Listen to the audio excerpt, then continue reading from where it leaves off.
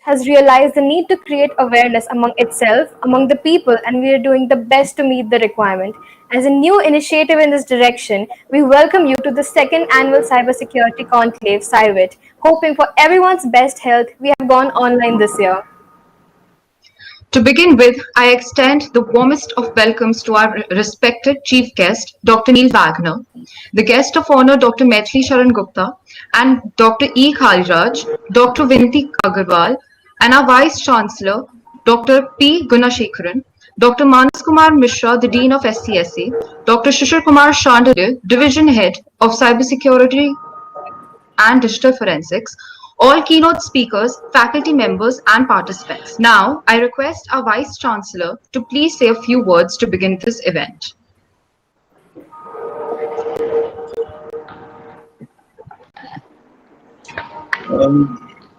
Very good afternoon to all of you. To welcome Chief Guest Wagner, and also our esteemed guest of honor,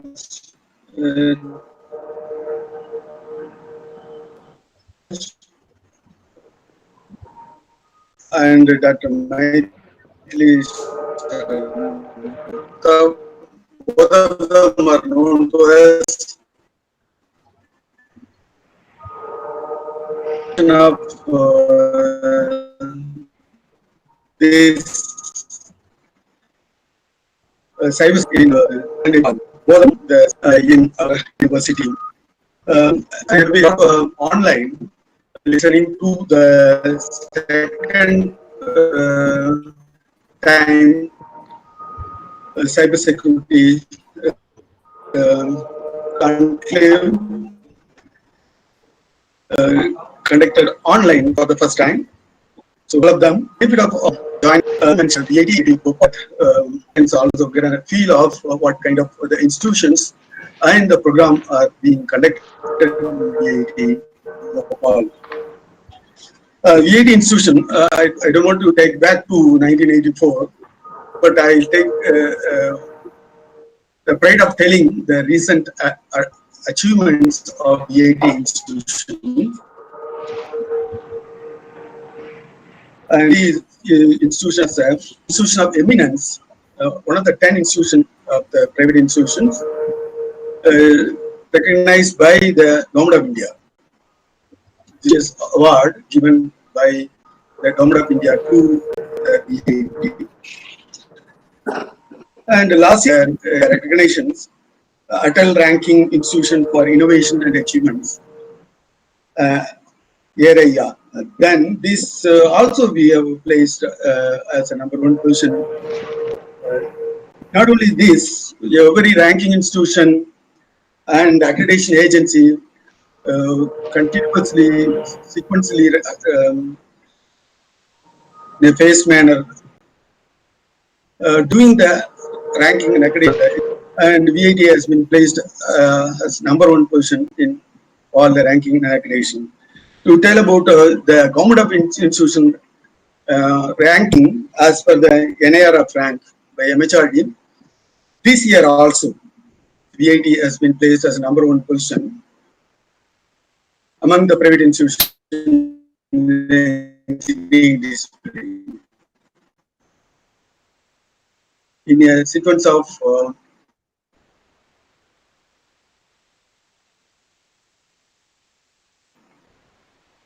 since 2016 onwards, VIT is being placed as a institution in the engineering. So, following the legacy of the VIT board,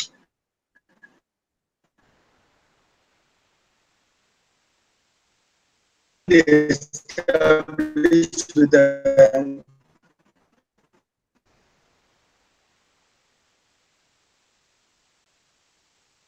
of Madhya Pradesh through an act of assembly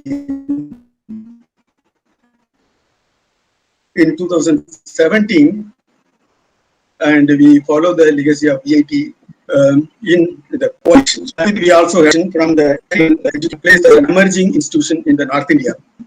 in last year, from the Indian STEM Award category of Best in the Technical Institution Award. This also we had. So last 3 seasons we are doing best performance vouched by some of the experts, and we have our mentors. Dr. Maithili Sharan Gupta, hats off to him for keeping all our cybersecurity students under his guidance and support. On behalf of the management, I thank him for the whole students, and also I thank Dr. Kaliraj for coming for the second time for this meeting and supporting us from the central office, New Delhi. And this happened to be the period of the pandemic disease, and disease can never prevent the process of learning, teaching and learning practices. So slowly we have to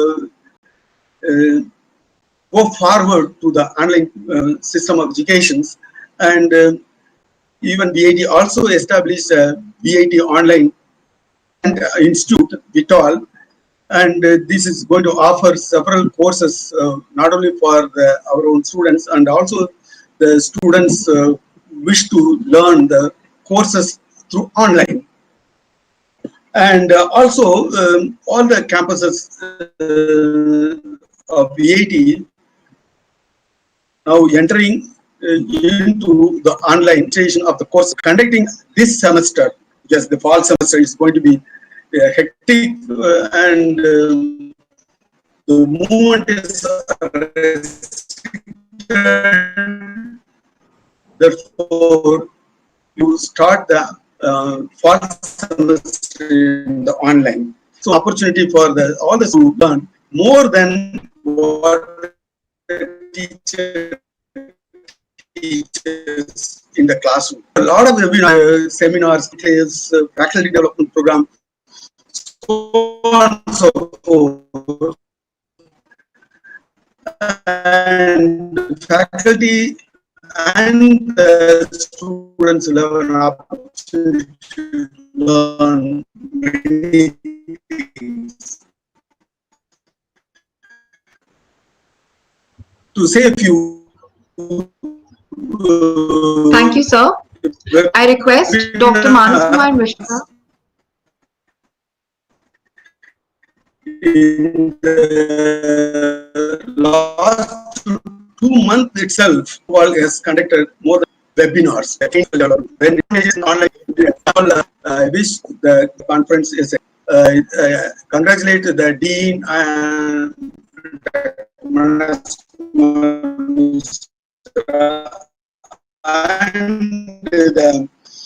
the organizers of Shishir this meeting online. Success participants, a great day ahead. Thank you. Yes, over to Dr. Manath. Thank you so much, sir. I request Dr. Manush Kumar Mishra, the Dean of SCSC, to address the gathering.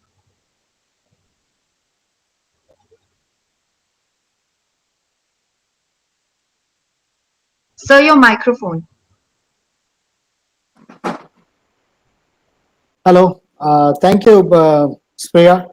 Hello and welcome to CyVIT 2020. I hope you all are doing good at your place. Thank you for taking time out and being here today. It's my pleasure to welcome such an august panel of learned speakers and enthusiastic participants. It's a great honor for me to introduce and welcome our chief guest, Dr. Neil Wagner. He is an experienced scientist and researcher in the area of artificial intelligence and complex system modeling and simulation. At present, he is a complex system scientist in the analysis and design systems group, a decision systems group at Auburn, Massachusetts in US. Some of his work that has critical acclaim are prototypes on AI cybersecurity optimization system, cybersecurity risk assessment systems, and many more. Today we are privileged to have him have an opportunity to listen to him this evening. On behalf of all the viewers, I welcome you, sir, to CyVIT 2020. We are fortunate to have, it's an honor to have two guests of honors. One of them is a leading IPS officer of government of Madhya Pradesh, Mr. Maithili Saran Gupta, sir. He is a special DGP and works with police reforms. He is very well known for all his, I mean to say, all his ideas of uh, crime-free India, smart India, and lot many very digitally oriented police reform ideas, which will make the entire police system to go digital as well as aptly responsive in all the cases of need. I welcome you, sir, to this event, and it's a pleasure to have you here, and honored to listen to your wisdom in the due course of time. With great honor, I welcome the other guest of honor this evening, Dr. E. Kaliraj, who is the Additional Director General, National Cyber Safety and Security Standards. National Cyber Safety and Security Standards has been providing an umbrella for all such institutions, organizations which are working on cybersecurity and safety to come up with ideas with events and other such activities to make awareness about cyber safety and security among students and the other citizens across India. And I welcome you to this event, sir, and pleasure to have you here. Uh, Last but not the least, I will also extend a hearty welcome to our Honorable Vice Chancellor, P. Gunasekaran, sir. With his guidance, we all are able to uh, muster a lot of ideas and are able to make it successful. Hope that we will keep on getting your able guidance and support in all our future endeavor. With this, I congratulate all the organizers for putting up such a good show, as well as I expect all the participants and the viewers a happy and meaningful learning for the next 2 days. And we will debate on something which is quite relevant and fruitful for all of us. Thank you. Wish you good luck. Thank you, sir, for your earnest welcome address. I would now like to invite Dr. Shishir Kumar Shandelia, the Division Head of Cybersecurity and Digital Forensics, to give us a brief about CyVIT 2020. Good afternoon, all the participants and viewers. Good afternoon to VC sir, Manas sir, and our chief guest, Dr. Neil Wagner, as well as our guest of honors, Dr. Kali Raj and Dr. Mathi Sharan Gupta sir. It's been a pleasure to have all of you in the inauguration ceremony of CyVIT 2020. As VC sir rightly said, that CyVIT 2019 we have started, which is a signature annual event of VIT Bhopal University, specifically focused to foster the exchange of ideas, insights, and technologies among the pioneers of academia and IT security industries. This would be India's one of the largest cybersecurity conclaves that is being hosted exclusively for cyber experts, along with the professionals who are working in this field from all over the world.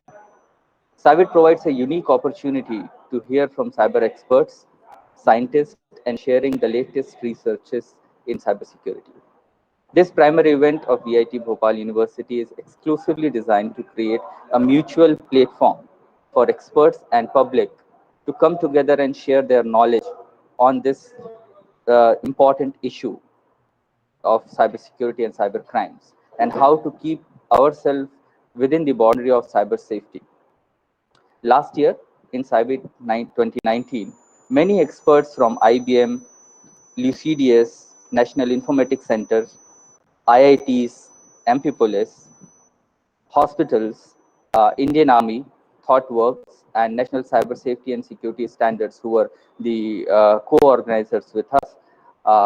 There were many experts came in person, visited our university, and they have shared their thoughts. specifically Dr. Kali Raj, who spent 2 days with us in VIT Bhopal University. It was the his presence actually ignited all the important thoughts on cybersecurity and recent researches. At this point, I would like to have a short video, or which is basically the after movie of 2019, which will give you a just rewind of what we did in CyVIT 2019. So I request to play that video, please.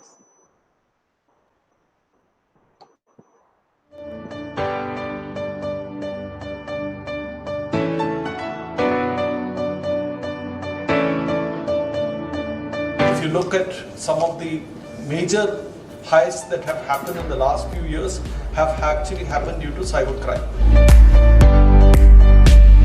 Divyansh, could you please? They really work like a company. They're really so organized. So, Cosmos Bank 90 crore rupees has been stolen. This entire activity was happened in such a coordinated way in just matter of 1 hour 40 minutes in 22 countries. 15,000 transactions happened.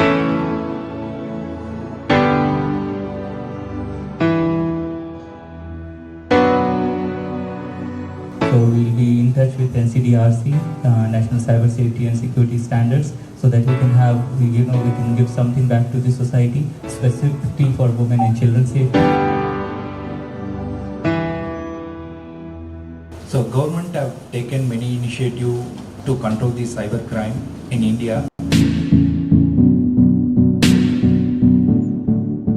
The program Cybersecurity and Digital Forensic would become USB of our university.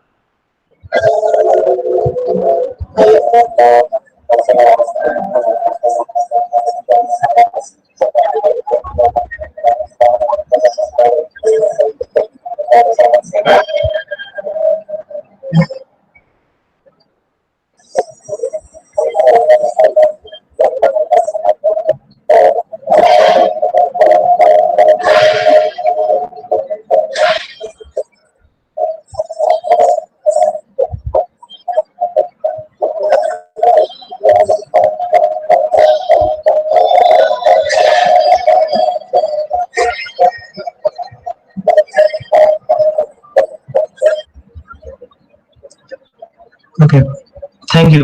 You might.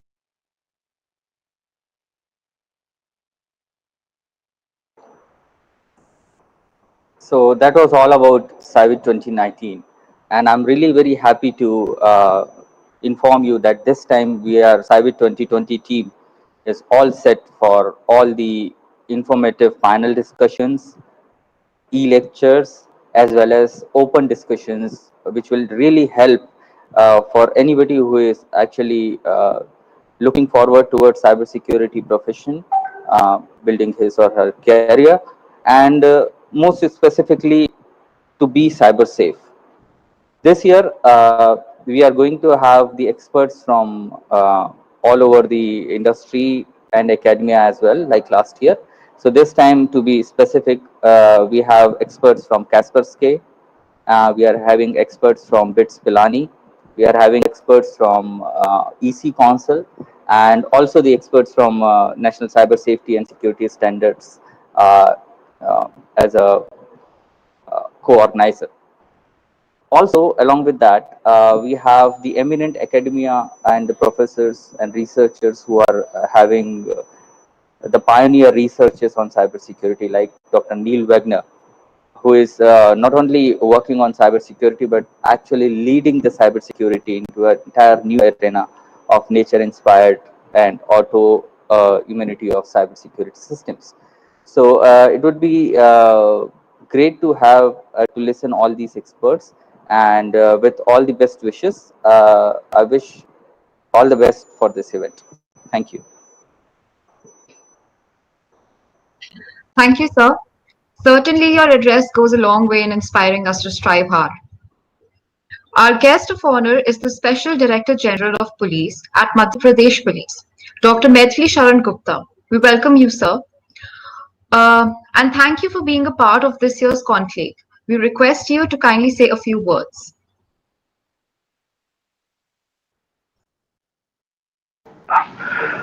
Thank you very much,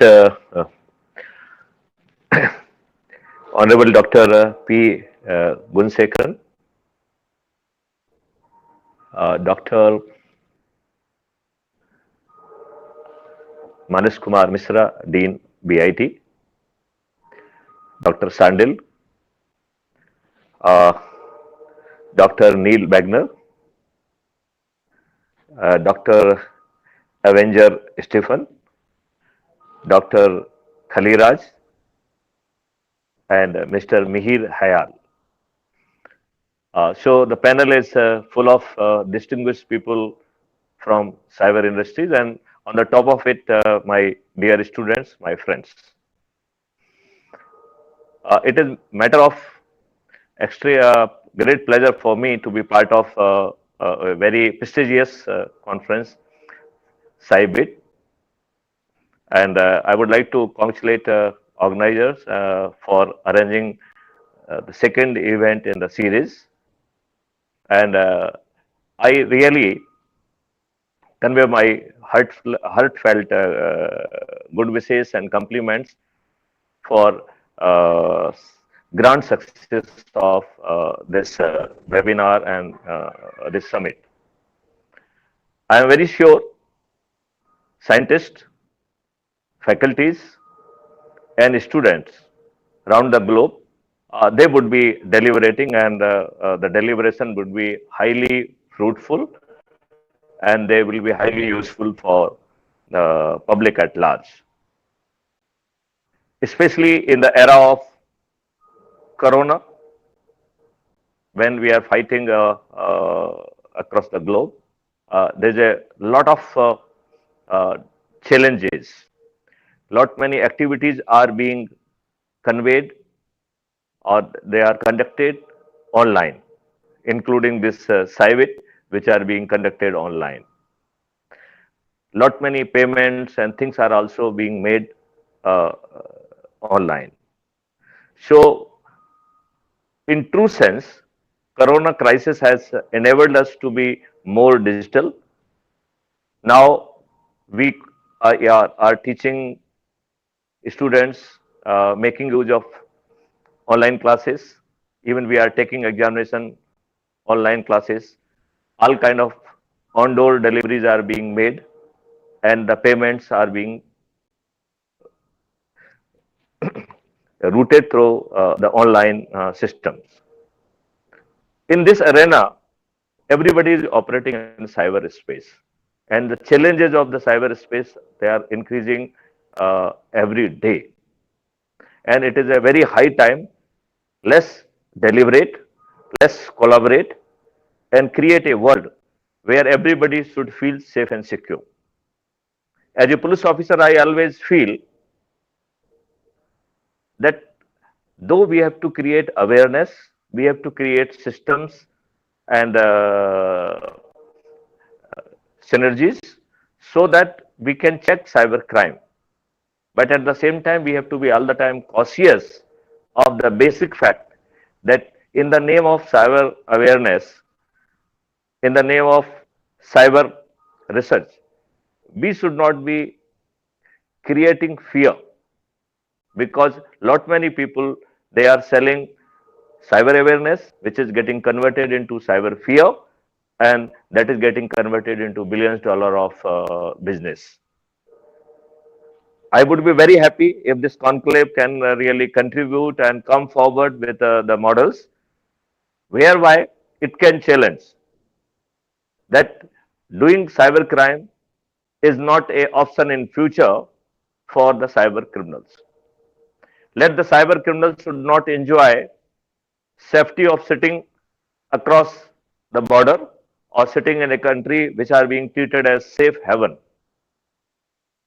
This is not very difficult because whosoever is committing cybercrime, he has to come and have a protocol. He has to have a dialogue, whether it is through any web portal or through email or whatever be the methodology, but they are duty bound to contact, failing which they cannot commit any fraud, they cannot do any cyber crime.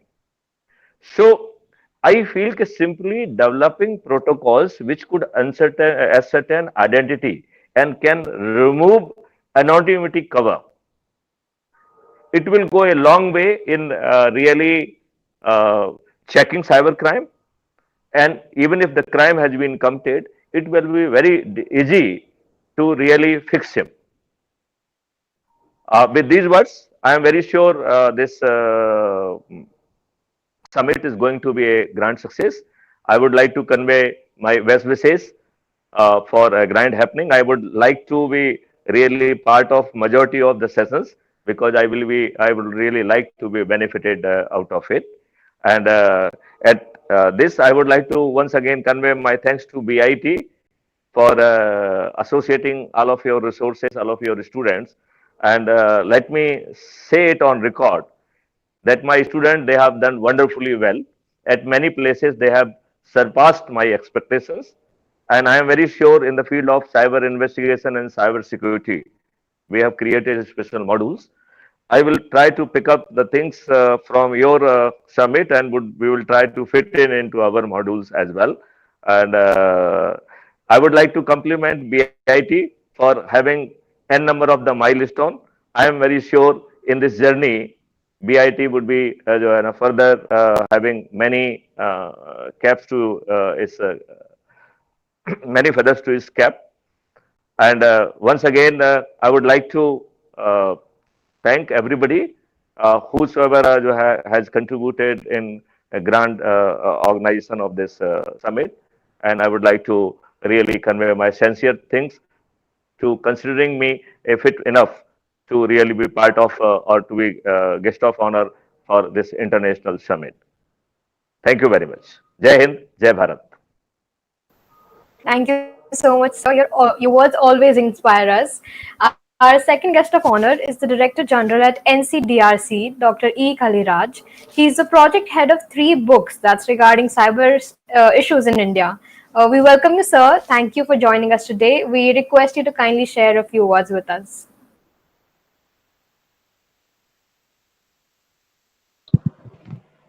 Good evening to all. Are you able to get me? Hello. So we can hear you, sir. Yeah. Good evening to everyone. First of all, I want to thank Maitri Charan Gupta sir, Special DGP Madhya Pradesh, because you are the pillar for Madhya Pradesh public. You are saving the state in the pandemic situation COVID-19. I really thank you, sir. But I didn't expect this because CyVIT 2019 we enjoyed in Bhopal VIT campus. I'm really sad because I didn't expect this through online. I'm going to join with you. Sure, and I'm sure next year we are going to meet in direct. National cyber safety and security standards. We are associated with many state and central government and working for cyber investigation and cyber guidelines. And we are working with many institutions like VIT, many universities, for cybersecurity guidelines, and we have around 60 research centers, national cyber defense research centers in different universities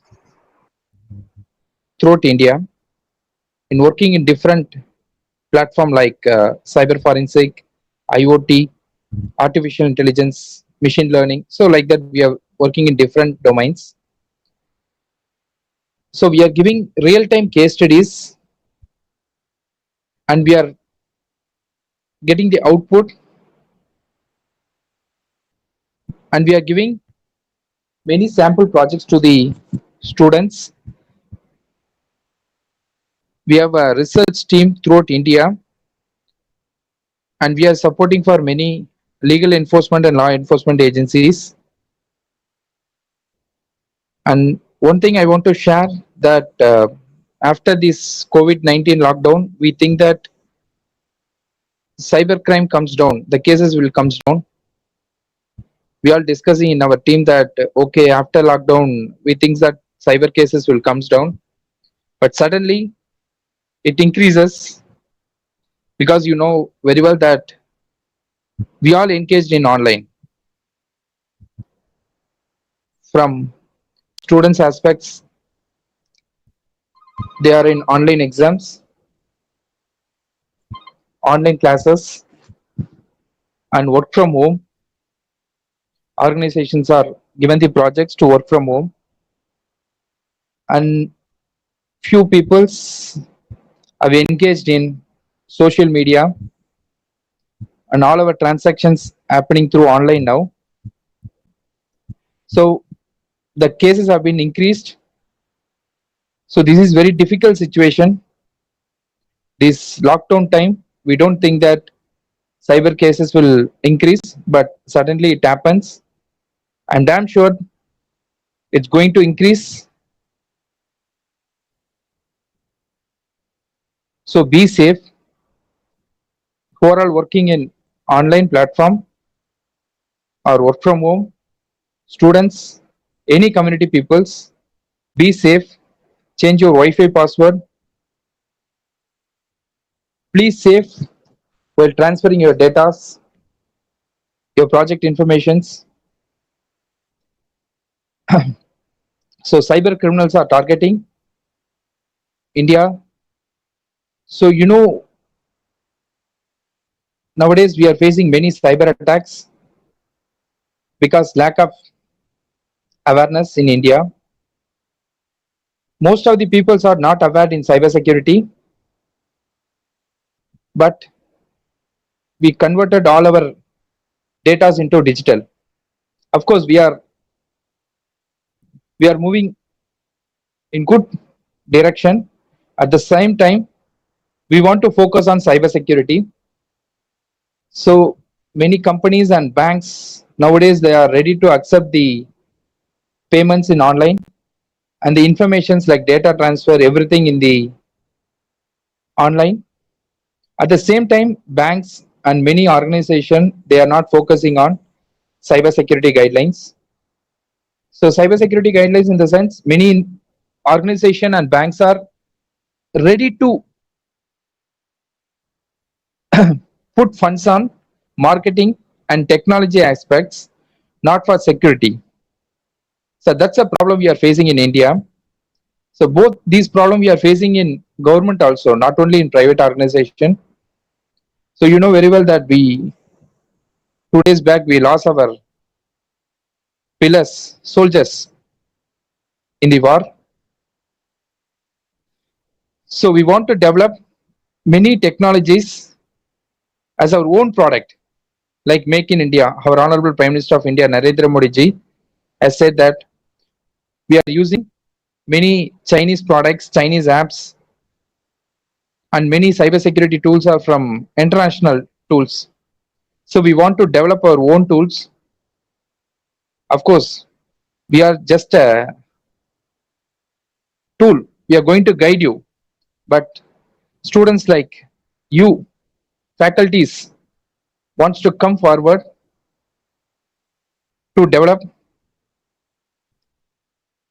cybersecurity tools in India. because we know that we are in very critical situation. We want to save our mother country. We need more tools and more products, more technologies in cybersecurity for our defense, air force, marine, in all industries. So both faculties and students, please focus on security aspects. Still in India, we are focusing on developing and testing aspects. So we have many different areas in cybersecurity. So information security, we have a number of job opportunities are there, and we have many platforms to work out. Please focus on artificial intelligence and machine learning. Many international countries are focusing on artificial intelligence. We need more manpower on artificial intelligence to safeguard our mother country. There is a number of job opportunities are there.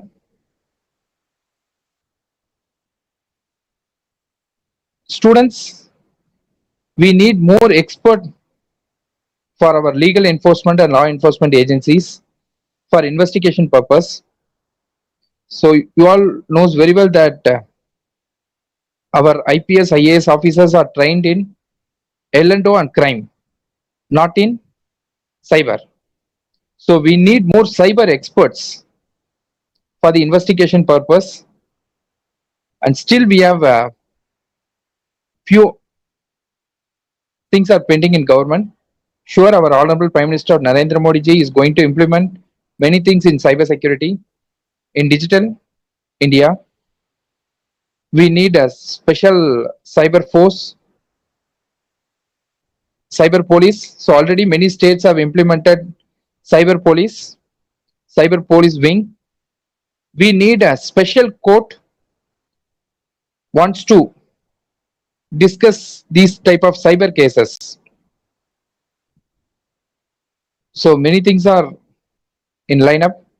Surely our Honorable Prime Minister is going to implement this in India, but we need your support. We need more research papers. You want to focus on cyber security, and our research center I will share with your Dean Sushil Sinde. So if anyone is interested, you can work in our research center. We are ready to support you. Any cyber security guidelines we are ready to share. So VIT is one of the best university in the India providing cyber security programs. So I thank VIT team giving this wonderful opportunity to share my ideas with you. Jai Hind. Thank you so much, sir, for your inspiring words. Now, our chief guest of the day is a complex system scientist in systems and technology research at Massachusetts, USA, Dr. Neil Wagner. Sir, we welcome you and thank you for taking out some time from your busy schedule for us. Sir, we request you to address the gathering.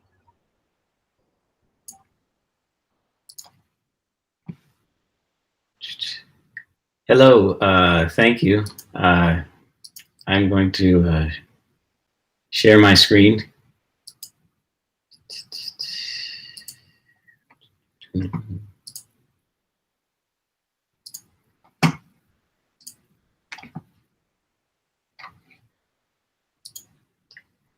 Okay, so today I will be presenting a topic called Cyberkinetic Combat Risk Assessment, a hierarchical systems modeling approach.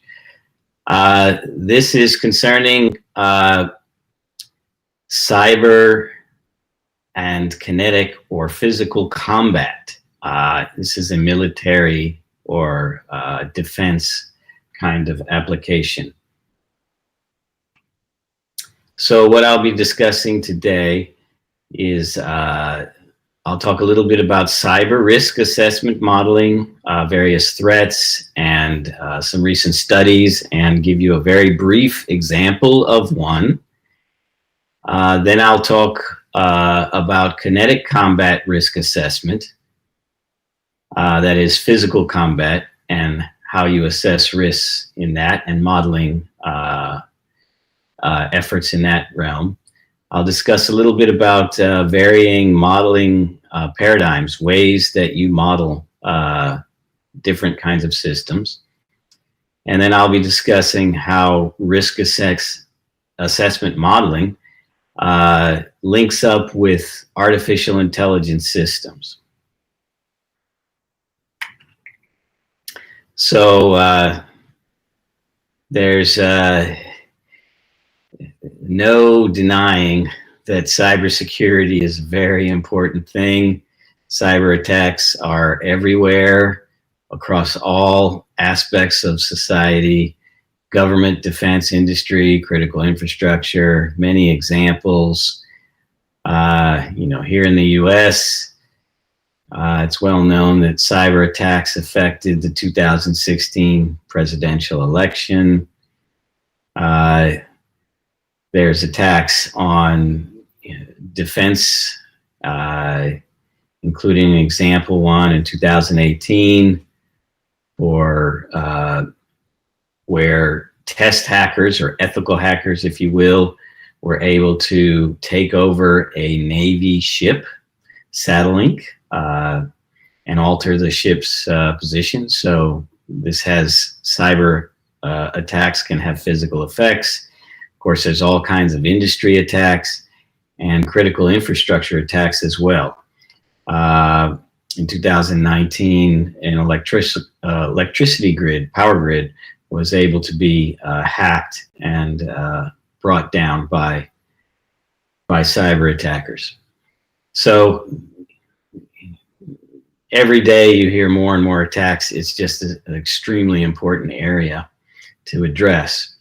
On the defensive side, to protect against these attacks, there's a number of attack mitigations that are recommended by big, well-known agencies here in the United States.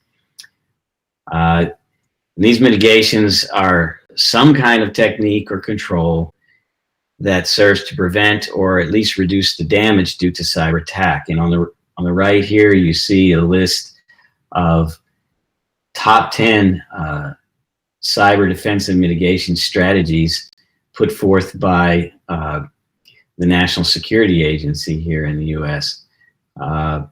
And there's many of these kinds of things, and this is a public report that can be accessed.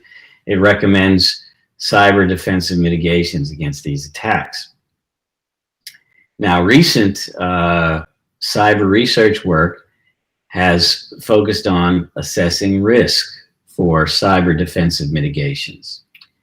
And for example, several different recommended mitigations were compared, for examples threats, and the risk assessed, their ability to protect against cyber attack was assessed. For example, on the left here, one mitigation, a technology called by Microsoft called EMIT, or Enhanced Mitigation Experience Toolkit, which was a device level mitigation that was intended to protect from attacks against vulnerabilities in memory on user devices.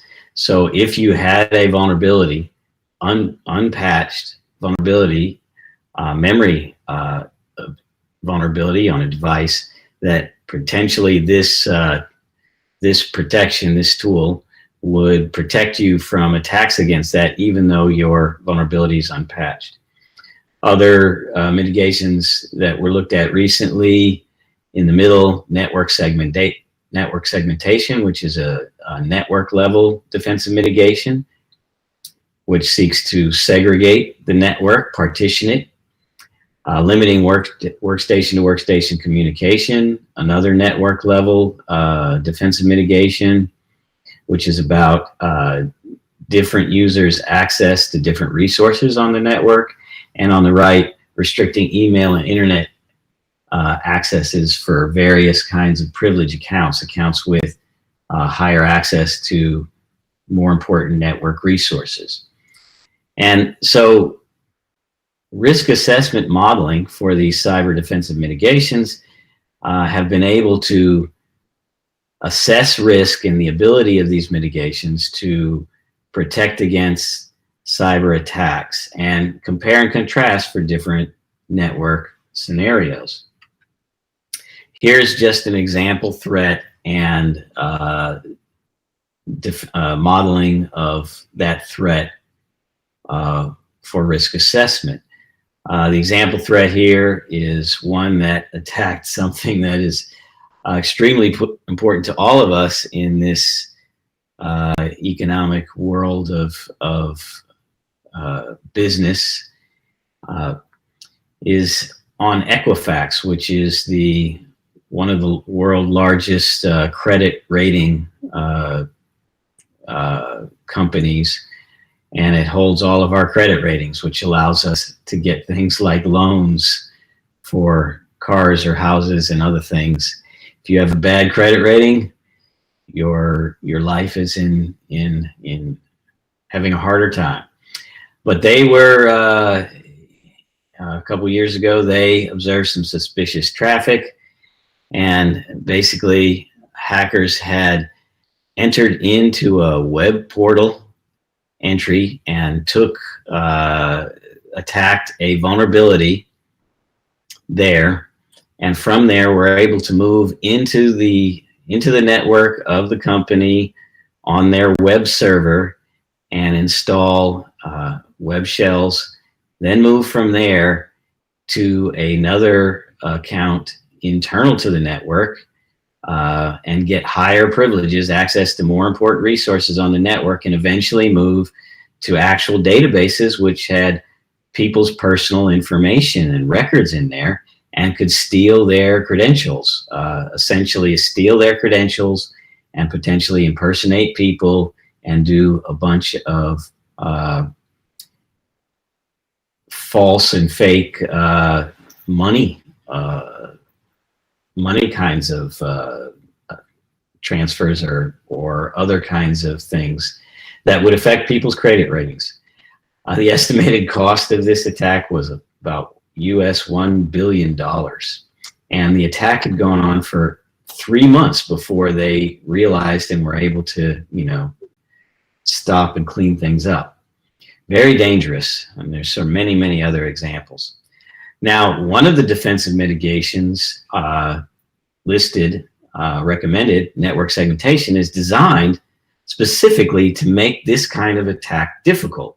This lateral movement attack, where an attacker gains entry into your network and then moves from device to device, gaining more privileges and getting more access to more and more valuable network resources. A little bit about network segmentation and assessment of it via cyber risk modeling and simulation. So here, a study which is cited down there at the bottom was tasked with assessing the ability of network segmentation to protect against this kind of threat. On the left, you see a high-level idea of the modeling of the attack threat, cyber threat. Here, an attacker, and it's external to your network, exploits a vulnerability to penetrate the network, and then attempts to pivot and spread throughout the network as much as they can by exploiting other vulnerabilities in network devices. On the defensive side, in the right here, you see the defensive mitigation of network segmentation. Here, network, instead of being a single network where all devices can communicate freely to all other devices inside the network is partitioned into segments. And for example, in the right there, this little toy example, it might be partitioned into 3 different segments, where only one segment, Enclave 1, has direct access to the internet, and thus potentially an attacker could penetrate that enclave and spread. But then when the attacker attempts to spread to other devices, potentially with more higher access to more valuable resources, it is essentially blocked by the partitioning architecture. So they may be able to spread to another enclave, say Enclave 2, via allowed communications from between one segment and another. But if they try to spread directly to Enclave 3, they are blocked because the segmentation architecture does not allow communications between devices inside the network, but in Enclave 1 and Enclave 3. On top of this, the defender is constantly scanning the different enclaves to detect these suspicious and malicious entities and clean them up and kick them out. Does this stop the attacks? No, it does not stop it, but it does reduce the damage. Now the attacker can only get into a first sort of level and has been able to create less damage, and now they have to do more work to move to other devices with more valuable access. Meanwhile, the clock is ticking and the defender is scanning and detects them over time. So it's a race, but it does significantly, or potentially, the idea is that it would significantly reduce the damage. Just a little bit more into the details of this risk modeling. Here, communication occurs via software services that are running on network enclaves. And a service goes through a number of states. It starts off in the green state where it's patched. There's no vulnerabilities. And then, as the nature is with software services, over time, it becomes vulnerable. Vulnerabilities are discovered for it. And then attackers, when they know about vulnerabilities, they will develop exploits to take advantage of that vulnerabilities. And then finally, they will use these exploits to penetrate, to exploit a vulnerability and penetrate a device and potentially get access into an enclave. Network segmentation serves to restrict communications, as you see on the right, just a little graphic of this. So now, instead of having one network where all devices are able to freely communicate with all other devices inside the network, and that network is attached to the internet or allows access to the internet where the attacker presides, now you have it partitioned into segments where only some subsets of devices are allowed direct access to the internet, and more valuable resources are kept a few steps away, a few hops away, if you will, from the internet. So it takes more work for attackers to reach them. And enclave cleansing, that is scanning detection for malicious threats, is detecting penetrations and disentrenching attackers, cleansing them from compromised devices and enclaves. We use an artificial intelligence machine learning process to model this kind of vulnerabilities and infection spread and so forth in networks. We use a 2-part Markov, continuous time Markov chain model. This first part here on the right graphic is showing the Markov process we use for a network enclave, where a network enclave has 2 states, clean, that is uninfected, and compromised, and it switches back and forth between the 2 states via rates for cleansing and compromise. Now the cleansing rate is given by the detection capability of the defender to detect and then cleanse infections found on network devices, and that can be set from historical data. The compromise rate is a compromise rate that is cumulative for all software services running on the enclave. And I'll get a little more into that into the next slide. We use the second part of the Markov chain model to represent the states that a single software service goes through, where it starts off on the left there with 0 vulnerabilities. It's patched, has 0 vulnerabilities, and over time, vulnerabilities start to arrive at a certain rate, depending on the software. And these rates can be determined through looking at historical data at different software packages.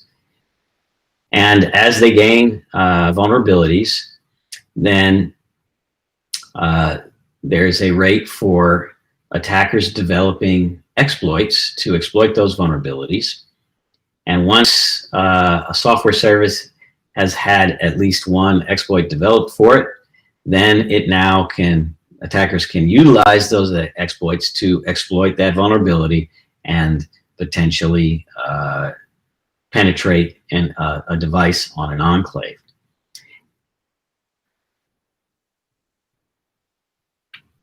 So in this study of segmentation, defensive mitigation, and comparing it with other defensive mitigations that you saw in the previous slide that I discussed, our empirical analysis of those 4 mitigations showed that network segmentation, the one I presented here, was the most effective for limiting, reducing, and protecting against the damage of cyber attacks of lateral movement, like the one I showed you for the Equifax company. Okay, so that was a small sort of overview and example of some cyber risk assessment modeling. Now I want to talk about kinetic combat risk assessment modeling. This is physical military style combat and how you can assess risk. I'll talk about two models that go into this area very briefly. So the first model, again, there's a reference for it down at the bottom. It's very an old combat model, but well used and well known. It's called the Lancaster or Lanchester, I'm not sure how to pronounce that exactly, model. And it is a classic deterministic combat model that seeks to assess the risk when two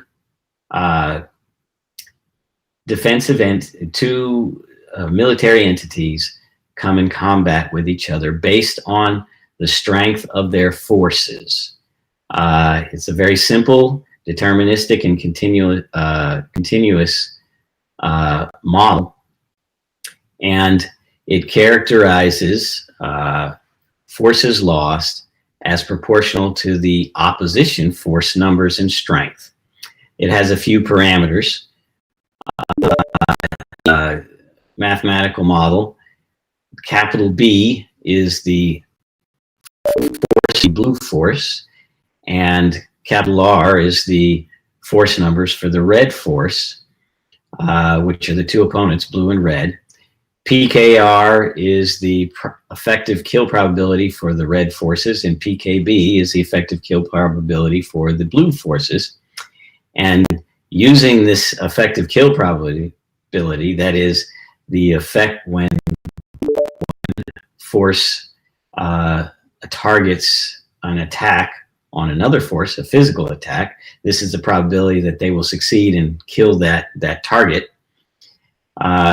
What it does is it calculates the number of survivors on each side, blue and red, over time, and from that you can determine the probability of blue or red winning the combat engagement. Now, it's a simple, deterministic, and continuous model. And all models are not exactly reality, but they're good estimates, can be used as good estimates. And defensive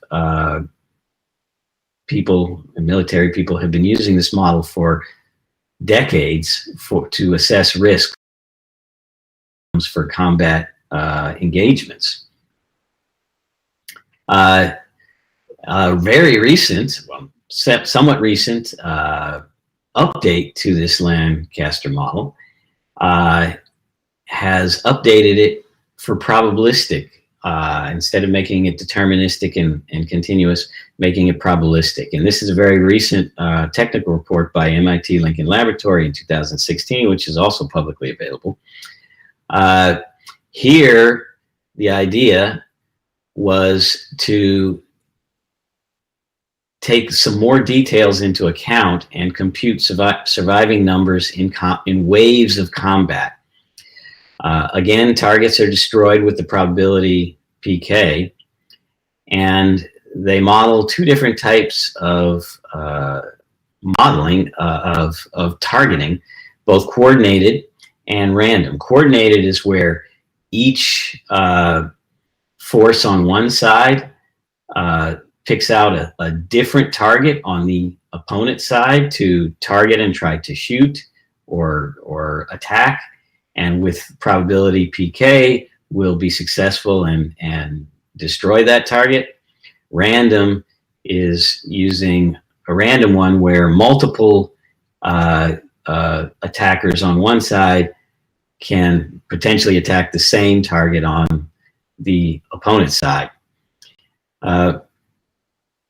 So the idea here is distributions of survivors are computed after each combat wave, and a single probability of blue or red winning the outcome outright, winning the incident or the engagement outright, is computed after each combat wave. What this allows you to do is it allows you to capture additional information that wasn't present in the classic Lancaster model, the deterministic version. It allows you to look at the distribution of blue and red survivors after each combat wave. So while it may be that one side, blue or red, has a higher chance of winning, there may be a reasonable number of outcomes where the side with less strength of forces can still win if they're lucky, because luck does play in part of it. And you can see this kind of distribution instead of getting a single hard number, and get an idea of, you know, yes, you might be more likely to win, but there's still some outcomes where you might not win. It also allows for worst case, best case, and average case estimates for physical combat outcomes. Okay, so now the idea is we want to understand things about how we can assess the new world of combat, which is both physical and cyber attacks together. How can that be put? How can these two risk assessment modeling directions be put together? So first, I'll talk a little bit about existing modeling paradigms and the pros and cons of these. So the cyber and kinetic domains are multi-scale, and it's very difficult to model either one of these. For example, in the cyber domain, you have multiple scales. You have attacks that go on in targeting a device, a single device in the memory inside of a single device. You have other attacks that focus on the device as a whole and perhaps software that exists on the device, which is a different scale to be concerned with and has different dynamics. You have network scale attacks. You have multi-network scale attacks. So there's many different scales that you have to consider for attacks. Similarly, kinetic attacks or physical attacks have many different scales. There's ground combat, there's air combat, now there's drone combat, which is somewhere in between ground and air. All kinds of, there's sea combat, all kinds of different scales that need to be considered.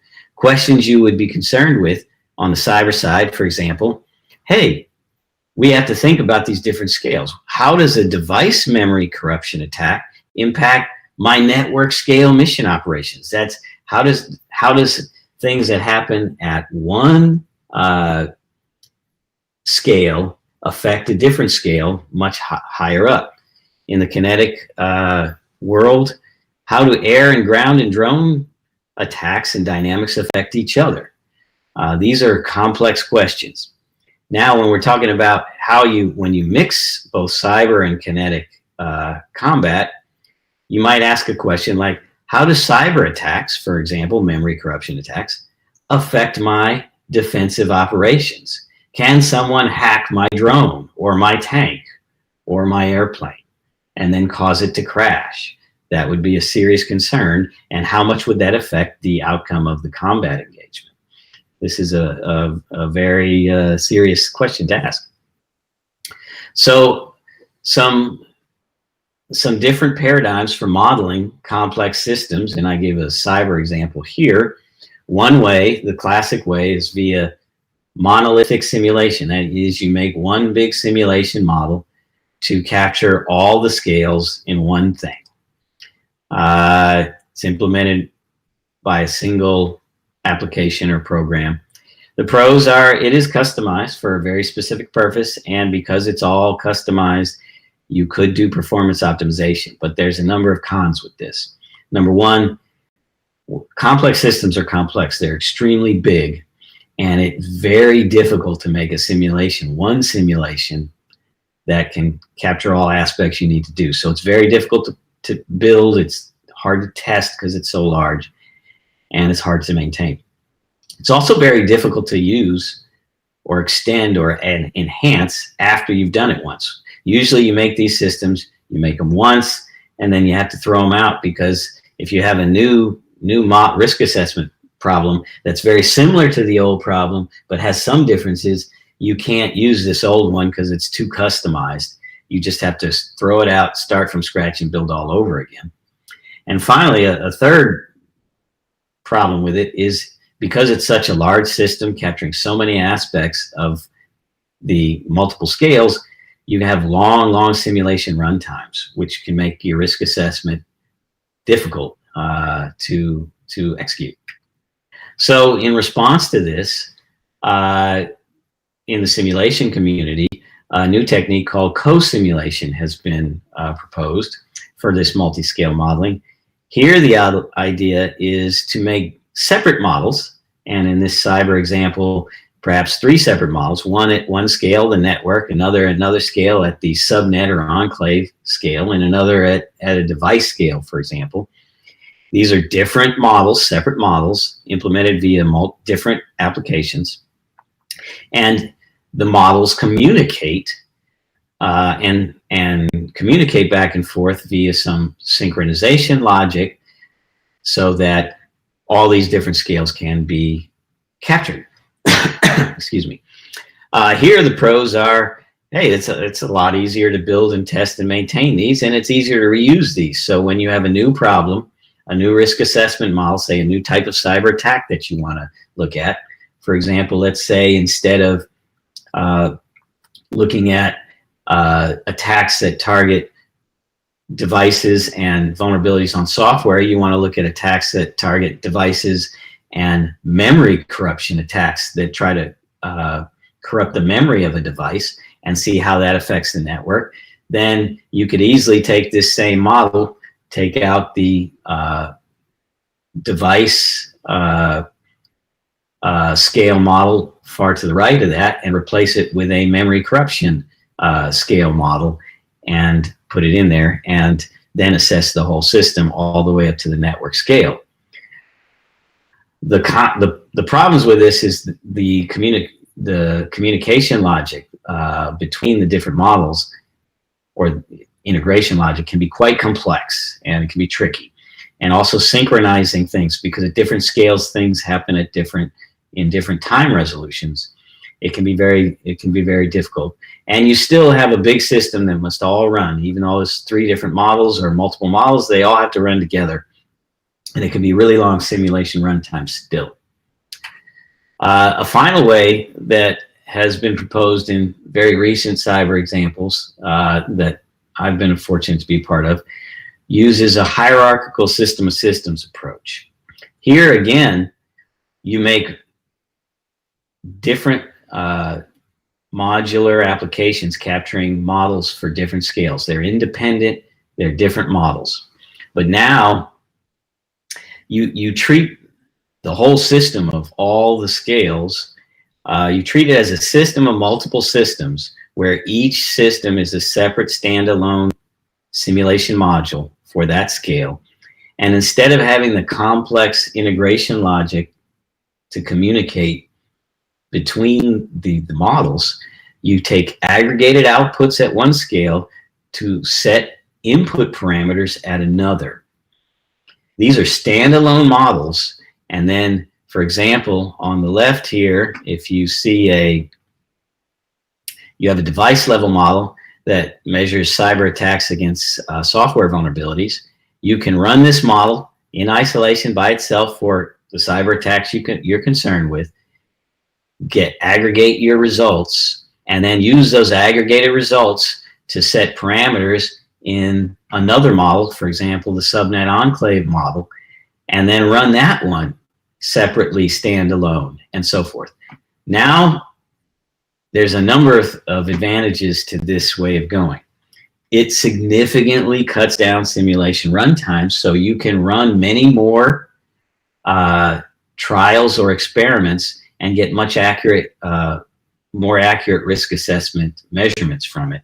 And it's so much easier to build and extend and reuse because you don't have to worry about the complex integration logic between the different simulation modules. Now, nothing is for free, so you have to take care for a few things. You got to make sure that the outputs that are getting aggregated at one scale map well or accurately to the input parameters on a different scale.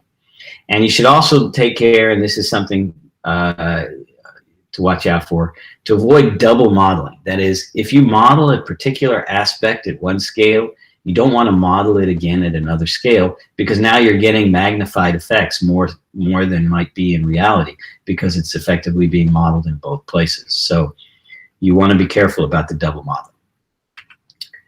Okay, so now the question is, how can we put these two things together? How can we put cyber risk assessment modeling, which has been created, and kinetic combat risk assessment modeling together to capture the multi-scale, multi-domain dynamics of cyber coupled with physical capabilities to understand the risk of a combat outcome and engagement.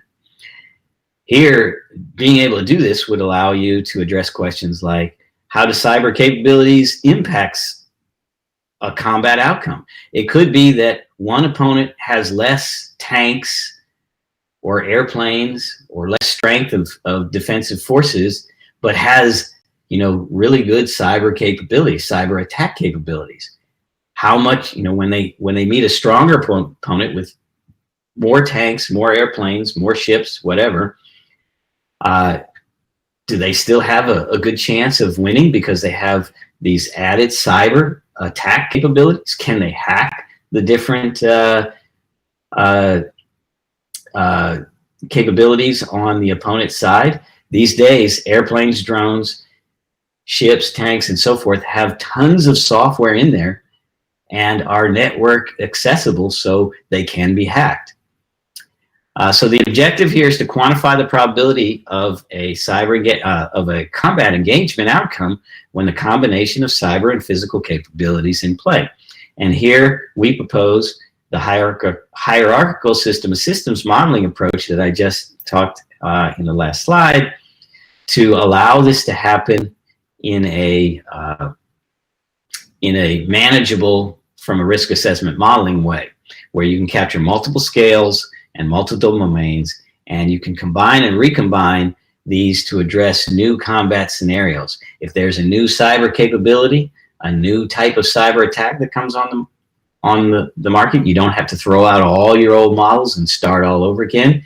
You can keep the same kinetic models, risk assessment models you had, and substitute in a new single cyber attack model, put them together, combine them, and still assess this cyber kinetic combat outcome risk. Okay, finally, a brief word I'll mention about risk assessment modeling, and its link to artificial intelligence systems. So once you can assess cyberkinetic combat risk, now you suddenly power the ability to utilize artificial intelligence to make smart defense preparedness decisions. So if you imagine this is a AI system where the gray box there is the AI decision-making system that would make decisions to prepare yourself for combat engagements to reduce the likelihood or the risk that a combat opponent would succeed. On the left here, you would have the cyber and the physical capabilities that you have, and you'd have inputs of the cyber and physical capabilities that your opponent might have, and you'd have data on the multi-domain environment, what scales are in effect, both in the cyber side and in the physical side. Are we talking about air combat? Are we talking about ground combat, etc.? And in the gray box, you have an AI decision-making system that combines cyberkinetic risk modeling and simulation in the green box on the bottom of the middle figure, and nonlinear optimization in the yellow box on the top of the figure. Combine these two together and you can make an AI decision system where the nonlinear optimization component suggests candidate course of action, COA, course of action, or candidate decisions, which are then evaluated via the cyberkinetic risk modeling and simulation component, the topic I was talking about throughout the talk here. These evaluations are fed back to the optimization component, which uses that feedback to automatically select new, more promising decisions. And this goes around and around in a loop. And the outcome on the right is a course of action or a decision for how best to prepare yourself for combat to reduce your risk of loss in a combat engagement. You prep now, then later on, you're in a better position at lower risk. And that often can keep the peace. Just the fact that people know that you have strong capabilities can keep the peace and keep combat engagements from happening. So to summarize, cyber modeling simulation can capture cyber threats, assess risk. Kinetic combat models can be combined with cyber risk models using the system of systems approach. It quantifies cyberkinetic risk across multiple domains, and its flexible structure allows rapid combination and recombination of existing models to meet new scenarios, new questions. The next steps is to leverage cyberkinetic modeling and simulation to create AI systems to provide intelligent decision support for these complex questions. Okay, that is the end of my presentation. My work email shown here.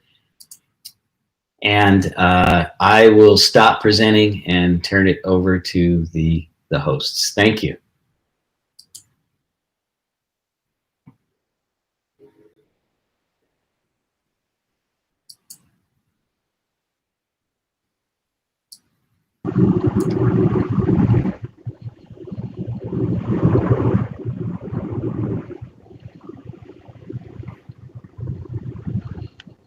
Thank you so much, sir. Your session was indeed very insightful. I request Dr. Pushpendra to give that most level vote of thanks.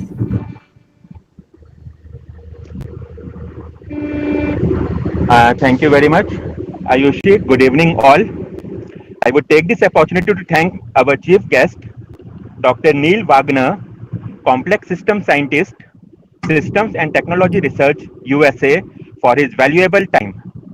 I would like to express my thanks to our guest of honor, Dr. E. Kaliraj, Director General, National Cyber Safety and Security Standards, New Delhi, for providing help round the clock and deciding the topic. My thanks to our guest of honor, Dr. Maithili Sharan Gupta, Special Director General of Police Reforms, Madhya Pradesh Police. Sir is always available to assist and support our students and us. My heartfelt thanks to the management of the VIT and the Vice Chancellor, Dr. P. Gunashekharan, sir. I acknowledge my gratitude to Dr. Manas Kumar Mishra, Dean, School of Computing Science and Engineering, for continuous support and guidance, and Dr. Shishir Kumar Chandelier for coordinating CyVIT 2020 Conclave. It was a great informative session, and I'm sure the students will be inspired to further explore the topics. Last but not the least, I would like to thank student volunteers and all participants for patiently attending the inauguration of CyVIT 2020 Conclave. It's a great pleasure to thank you all for being with us this evening. Thank you. Thank you very much.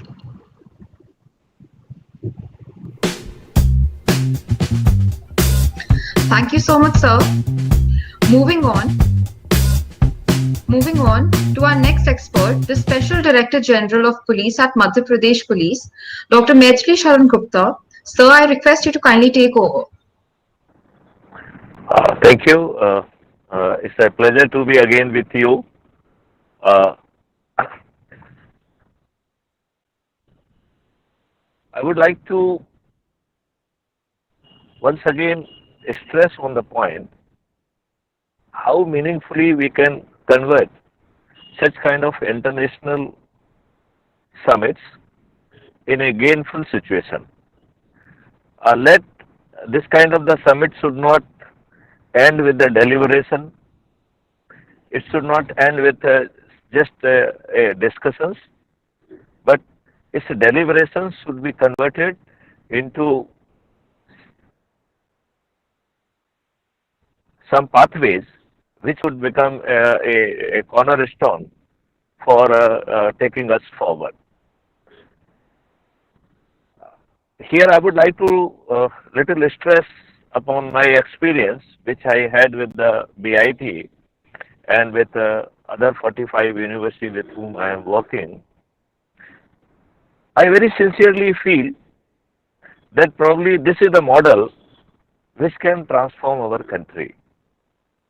And here I would like to once again share with the experts, those who are here. I would like to really stress upon on this point that let's conduct and let's make research which should be converted into a gainful reality, and everybody should be benefited. I was very keenly listening to Mr. Neil Wagner, and when he said that how a person he identify soft spots and then he try to penetrate and then he try to escalate himself and he can penetrate in the network and do what kind of the damages. And I was really listening that what kind of the damages already has been done. They could successfully influence presidential election of 2016, and there had been a number of breaches, security breaches in the White House websites. I feel it is a time that we should focus our energy. Can we really sit together for generating different kind of protocol?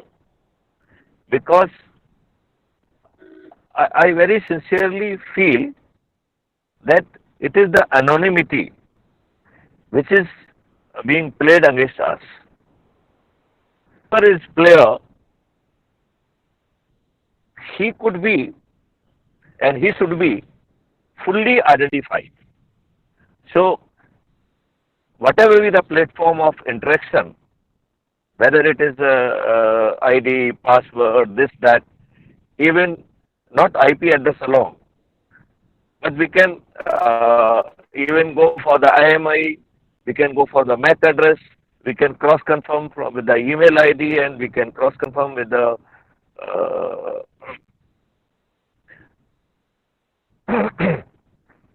we can cross confirm from the various aspects. Rather, there could be few engines which could be employed, which can track the identity of a person. If we can have a proper identity of a person, and if we are having detail about his activity, then I feel a lot of cybersecurity attacks could be minimized. I am a policeman, and I will talk from a common sense of a policeman or a police officer that the behavior of a common user and behavior of a cyber criminal, it bound to be different. So let me first discuss how the behavior of a criminal is different. Say, let's take situation when, say, we are traveling by a train and some criminal has to steal your bag or your belonging. Now, he is having a great gut feeling. He identifies your baggage almost with certainty, which will be having your wealthiest of belonging, your costly ornaments and this, that, and wherever you are keeping your jewelry. And he understands that if something is really very costly and precious to you, probably your behavior, if somebody observes it keenly, they can identify that this packet or this bag, it is having costly things. So a criminal has to glance through who could be a good target for him. Once he can identify the target, then he will identify the baggage, and then he will identify that at what time he would like to strike, and then coolly he will take away at the place when he can coolly move out with impunity. So let's stop at this point. Now, how this analogy we can use for the cyber crime or cyber criminal. So one thing we have to appreciate, the behavior of the cyber criminal has to be different than normal internet user. So can we look for the nuances, and our engine can look at that behavior, which is normally, I am very sure is not very normal, because he has to identify the person who is more vulnerable. He would like to penetrate in a net. Then in the net also he will try to do some kind of the activities which will be very peculiar to a cyber criminal. Our logs carefully by employing algorithm, I am very sure we can identify the cyber criminal behavior, and that can proactively allow us to identify and put them on a scanner. It means at present we are more reactive in nature. By these two activities, we are trying to make ourselves proactive. What do I mean by proactive? First of all, I am trying to capture identity before anybody has committed crime. And for that, if required, we will change international protocol of handshaking. That is number one. Number two, I am saying a criminal or anybody with the criminal intent, his behavior bound to be different than the cyber criminal. Cyber criminal, by virtue of his, because he has to really commit a crime, so he has to behave differently. His activity would be different. He will try to search, hold disk space. He will try to look for the files. His commands would be more exploratory in nature, because he is not very sure what is available to him. And thereafter, even the extraction of those details. So why somebody is interested from outside to look into your hard disk and looking into your transaction and trying to extract that and copying it somewhere else, or trying to even sometime encrypt your data? Why somebody else from outside should have the authority to encrypt your data? But I given to understand they are wrongly using word encryption, because encryption is not done. They are just attacking on log, and they are really blocking your pathways to your own file. So files are very much sitting over there, but they could successfully break your log, and they could successfully block your own pathways to your own file, which has been created by you, and they are there for your purpose. Now, when you make a payment to them, and all this business, it goes in cryptocurrency, all this business go on dark net.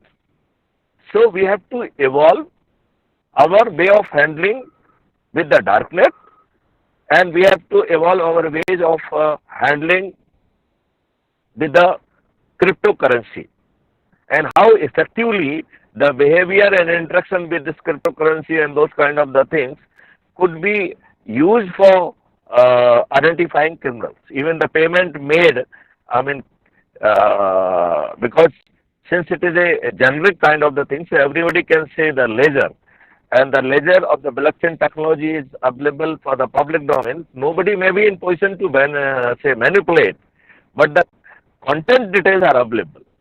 See, if the content details are available, it means we can have those details with us. And if somebody is getting a payment for no rhyme or reason, then probably we can point out that he has done some wrong act. So again, I am telling you the ways how to reach to the criminal, and this common sense I am telling more like a police officer. And I feel that common sense of the police officer is very robust, and that can be very beneficially used for checking cyber crime, cyber investigation, and finally putting them behind the bar. I very fondly use words like crime-free Bharat. And when we talk of the crime-free Bharat, we say doing crime should not be an option.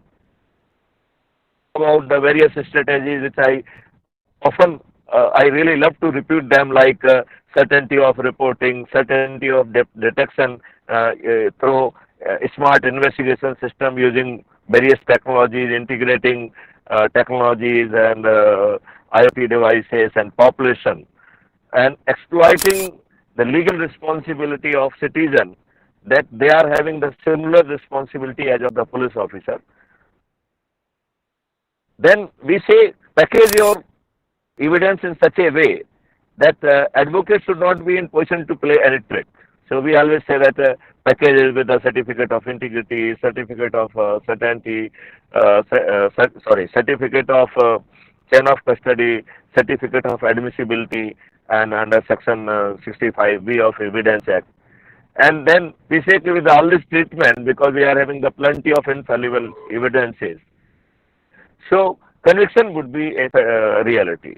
Now then, using the plenty of historical database, and now we know micro details about the criminals, we are having almost everything about the criminal, so we can very easily identify his next action, and we can dynamically deploy our policemen and community to check or prevent it with certainty. And then we say कि इससे काम नहीं चलेगा. Ultimately, we have to go for have the livelihood option, because a person empty stomach, he is dangerous to the society. And if a person who has nothing to lose, he is still dangerous person to the society. So there should be no person who has nothing to lose. Everybody should have something to lose. Then he will be behaving more responsibly.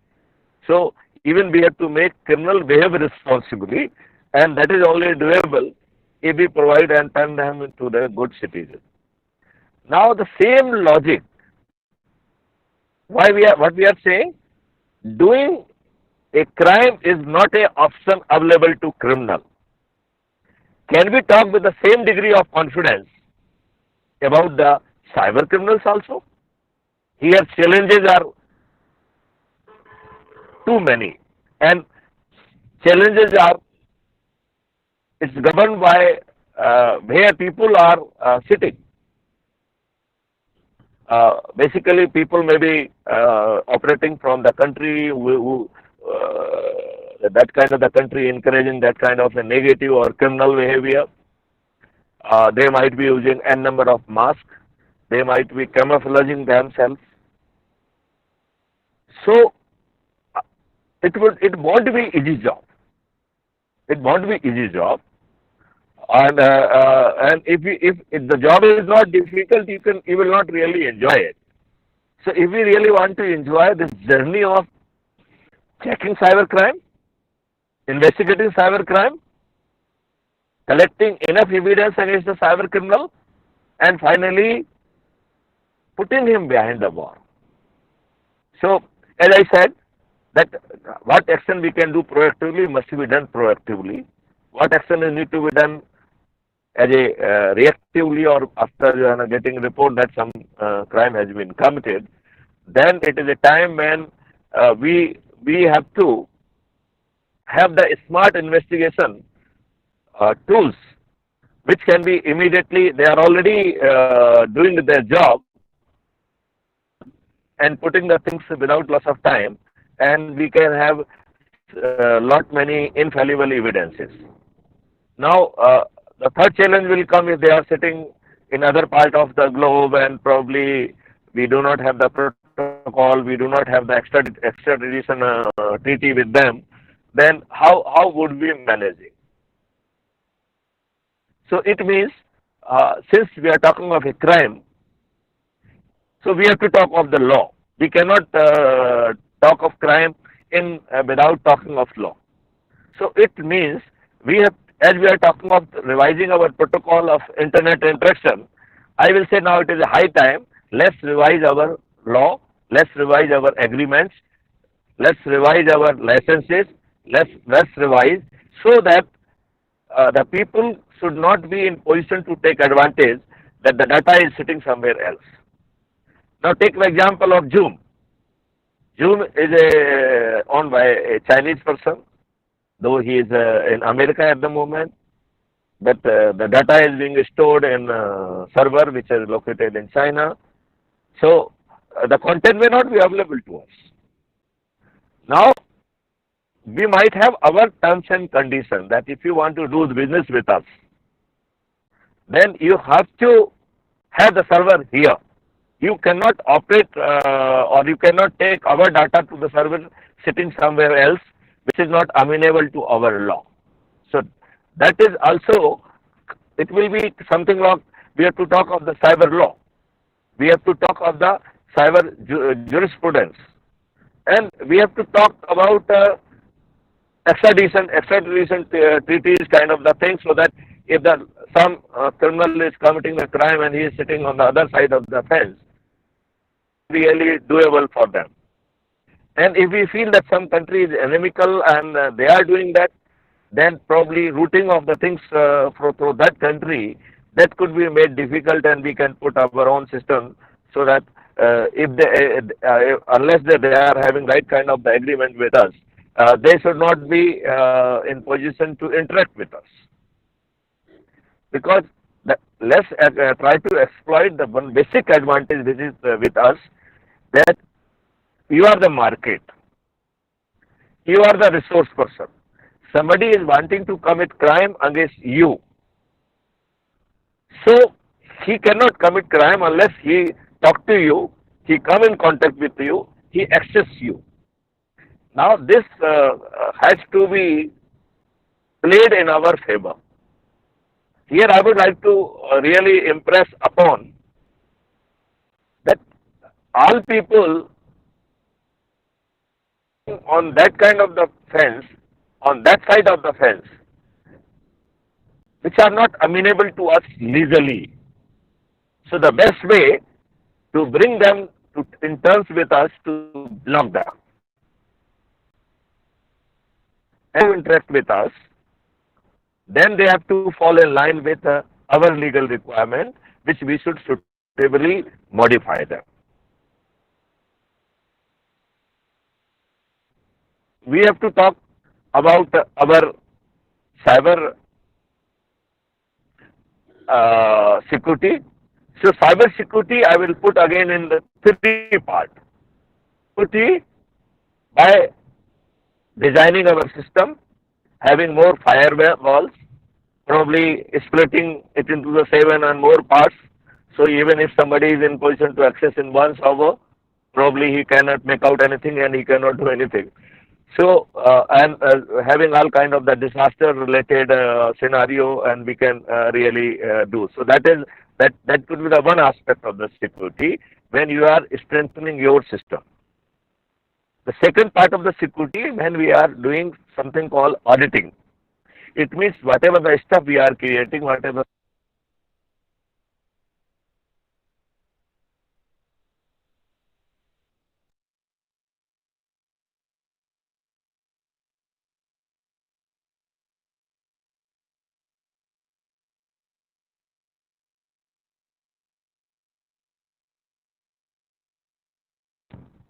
I'm sorry for some interruption.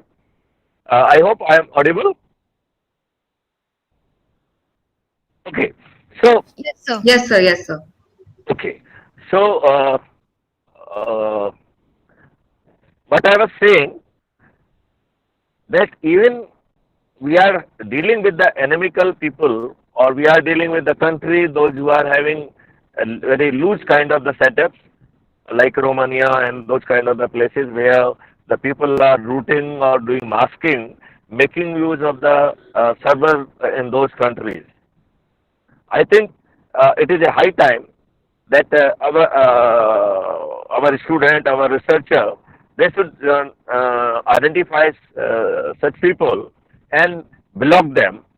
And we do not want to isolate for the sake of blocking. What I am saying, please become a decent citizen, behave sensibly, and have right kind of the protocol. And by chance, if criminal is your own side, let's have that treaty so that whenever we need such person who has committed the crime in our area, such person should be amenable and should be available to face consequences of his activity or his crime. Then next part comes having evidences. Now, having evidences are not enough. Sometimes we leave evidences in the way we understand. So, what I intend to say, a policeman who is supposed to investigate, please don't burden him with all kind of technical details. For the inferences, as a technical person we are drawing, we can put circles, we can draw the inferences so that any layman looking at that document, he can understand this is the interpretation, these are the inferences drawn, and this is the evidence value of this document. So,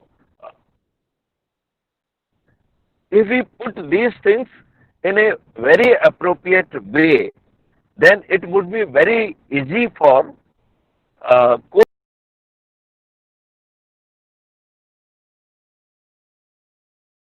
I hope you understand and you agree with this aspect, because there is a dichotomy. A policeman who has joined, he has joined the job for a certain kind of the police in his mind.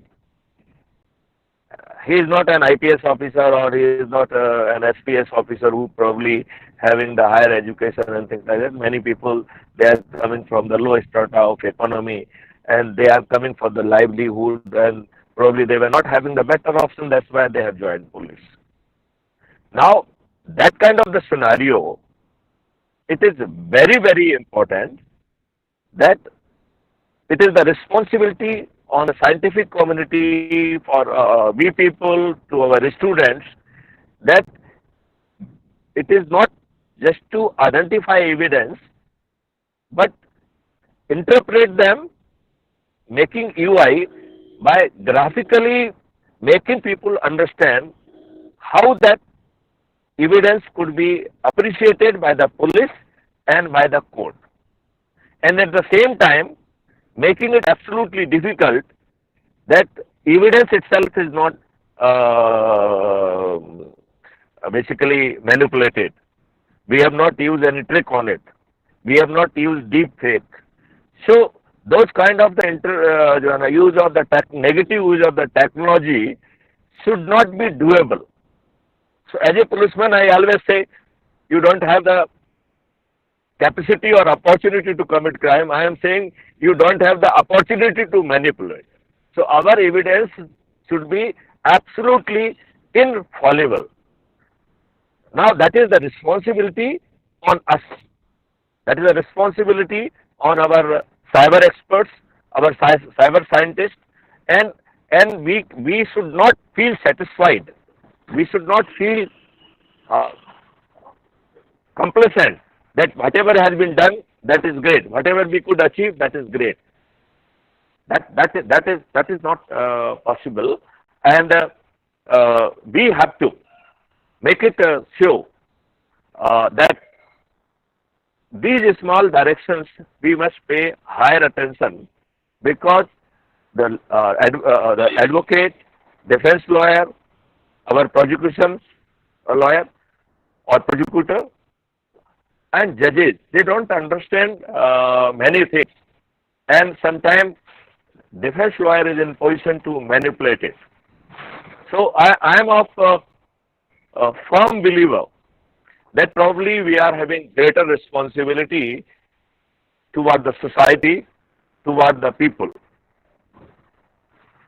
It is a very unfortunate situation that whosoever is committing crime, he is throwing a big net, and he is successful hardly in 1% or even sometimes less than 1% of the cases. Then why we are not in position to encase 99% people, those who because of their alertness, they did not fall victim of the crime? If that information could flow to us automatically and with ease, probably we would be in position to put a better net around cyber criminals.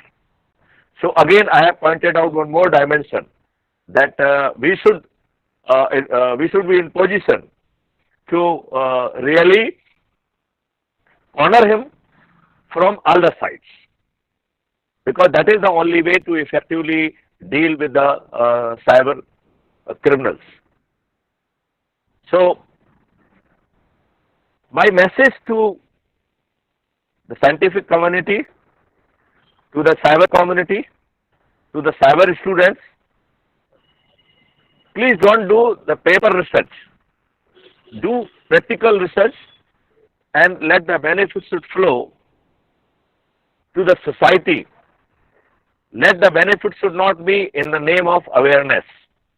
I feel awareness is always manipulated, and it is creating it is creating a lot of pressure on the society. People are getting afraid of the cyber crime. They are trying to stay away from the cyberspace to the extent they can do. But that should not be the case. I think our focus should be more on the cyber criminal and cyber activity. I think if we could block, or the way I have explained, I would like to I would like to be benefited by the reaction of my researchers, my technical experts, what they feel about the suggestion I have just given to them.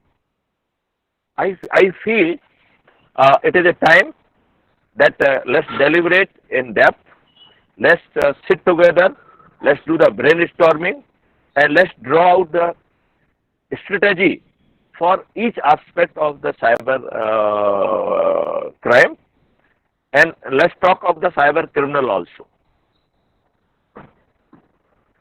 Here I would like that law, or I would like to very strongly recommend, especially to Government of India, that it is a high time that cyber crime could be made little more difficult.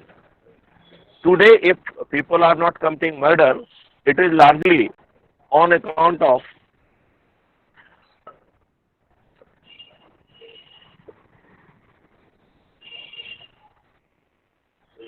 because it is a heinous crime, and if they will do it, they will be behind the bar. They would not be in position to get bail, and probably they have to, remain in jail for longer duration. I strongly feel that the cyber criminal, they are the smart people. They are technical people. They do have a special skill set. They are having a special knowledge. The only thing, they are putting their energy for negative activity. That is the only difference. Otherwise, they could be the top or best brain. So, the best brain, if we are making our law a little more difficult for them, and if we can increase the certainty that they have to spend their remaining period in the jail, then probably they will not dare to commit crime. Because I feel that these are the people, those who are a fearful people. They are the people, if they know for the certainty, we can dig out their identity, we can dig out their activity, we can minimize the damage done by them, and if we are in position to block them, and they cannot really exploit it to convert into a business opportunity or a gainful opportunity, then they are the smart people. They will refrain from committing that kind of the crime. We have to create a police. We should be confident, and whether they are in position to detect, whether they are in position to investigate, I am not really bothered. I am more bothered, let the cognizance should be taken. So at least the people will be aware of the magnitude of the crime. At present, by not registering the crime, we are making it difficult. We are not really aware of the magnitude of the problem. So we have to have, even we can have the sites and through which formally and informally data need to be captured, which should reflect the true dimension of cyber threat, true dimension of the cyber security. Here we are talking the cyber threat from very narrow perspective. It is a high time that we should really enlarge our vision. Now the cyber threat can be used whereby you would be in position to manipulate infrastructure. You would be in position to block things. Probably it might be used against BIP, and the normal our BIP drill, it will miserably fail.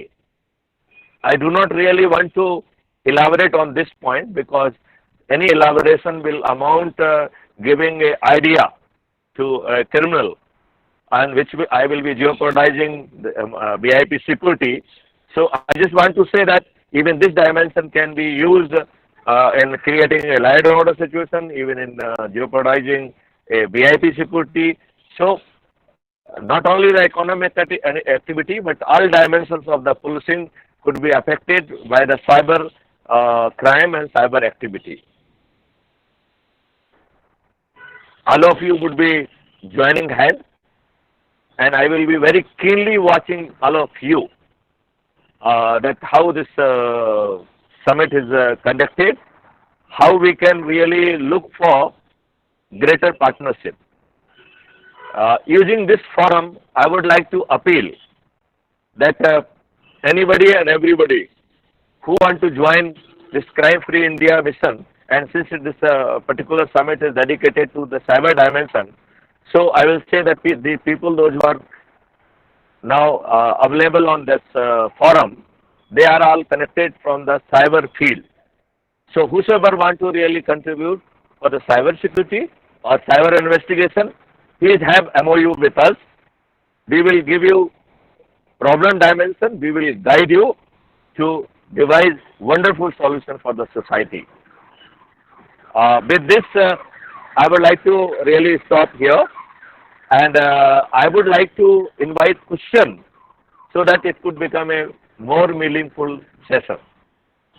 Thank you. Jai Hind, Jai Bharat.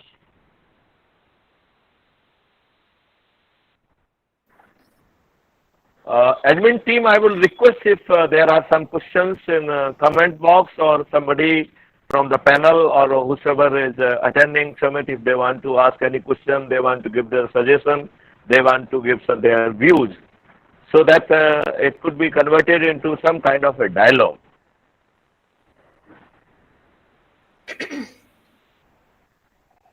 How is she?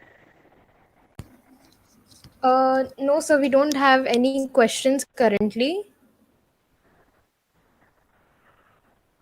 Okay, then I would say that I have given enough food for your thought, Yes, sir, and definitely. probably you people would be deliberating it in a big way. I have already floated, I mean, in any case, BIT students, they are already working with us, and we will be soon, we will be launching a number of minor projects, so that we can, whatever that energy or whatever that enthusiasm we have already created, we will not allow that energy to subside, and we can take it to the higher level. I would like to remind my students, don't forget, you have to create research paper. Don't forget that you have to create few patents, few intellectual property rights. Don't forget that majority of you have to convert yourself as an entrepreneur. And you will be providing end-to-end services in the area of your liking, which should fit into the larger picture, and let's provide the cyclic service to the society.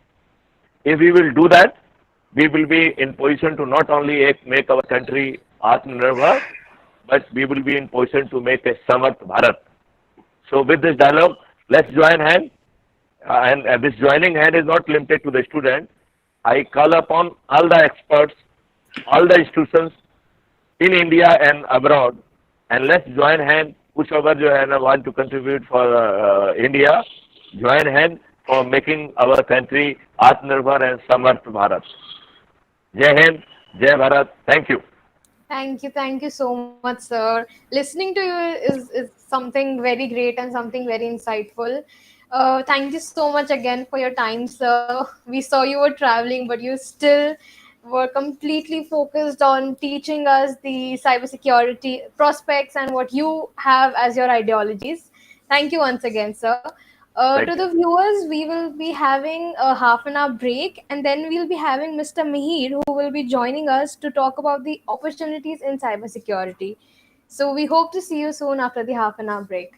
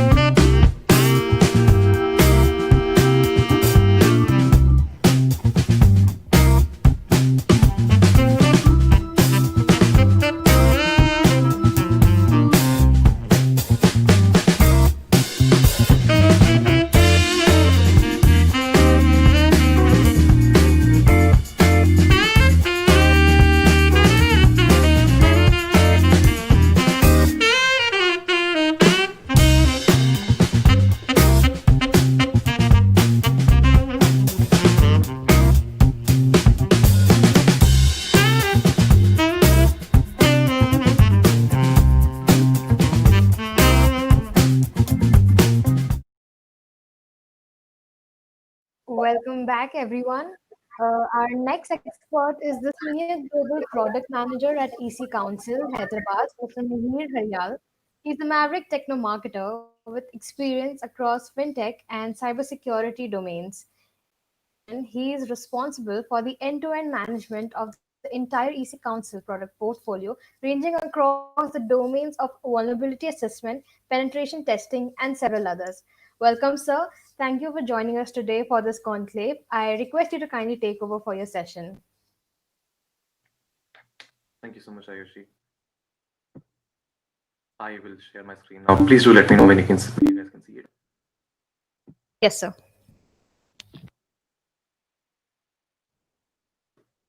Yes, sir. Your screen is visible, sir. Awesome. Thank you so much, Ayushi. Good evening, ladies and gentlemen. My name is Mihir Haryal. I lead the global product marketing management team at EC Council. And while you might not have heard of my company, you certainly would have heard of the term ethical hacker. And we are the ones that are responsible for popularizing it in the last 20 years now. The term certified ethical hacker is ours, and I take immense pride in being a part of a company that creates ethical hackers. Guys, I happen to be a Bollywood buff, and before I start off the session, I'd of course like to point to the Twitter account of my favorite Bollywood actor, Amitabh Bachchan. Of course, this is what his profile looked like when it was hacked a year back by a group of allegedly Turkish hackers, as you can see from the flags that they have represented over here. And the only point I would like to bring over here is that cybersecurity as a career is inevitable. The reason I say this is because with the increasing digitization that we see across our world, it's not just the cybersecurity professional that will need to be prepared and need to be trained in this. I mean, in this example, even Amitabh Bachchan would need to have some sort of understanding of how to get his system back online, even if it was with the help of someone else. There is a basic understanding that all of us need to have, even if we do not pursue cybersecurity as a career professionally. Let me delve deeper into this.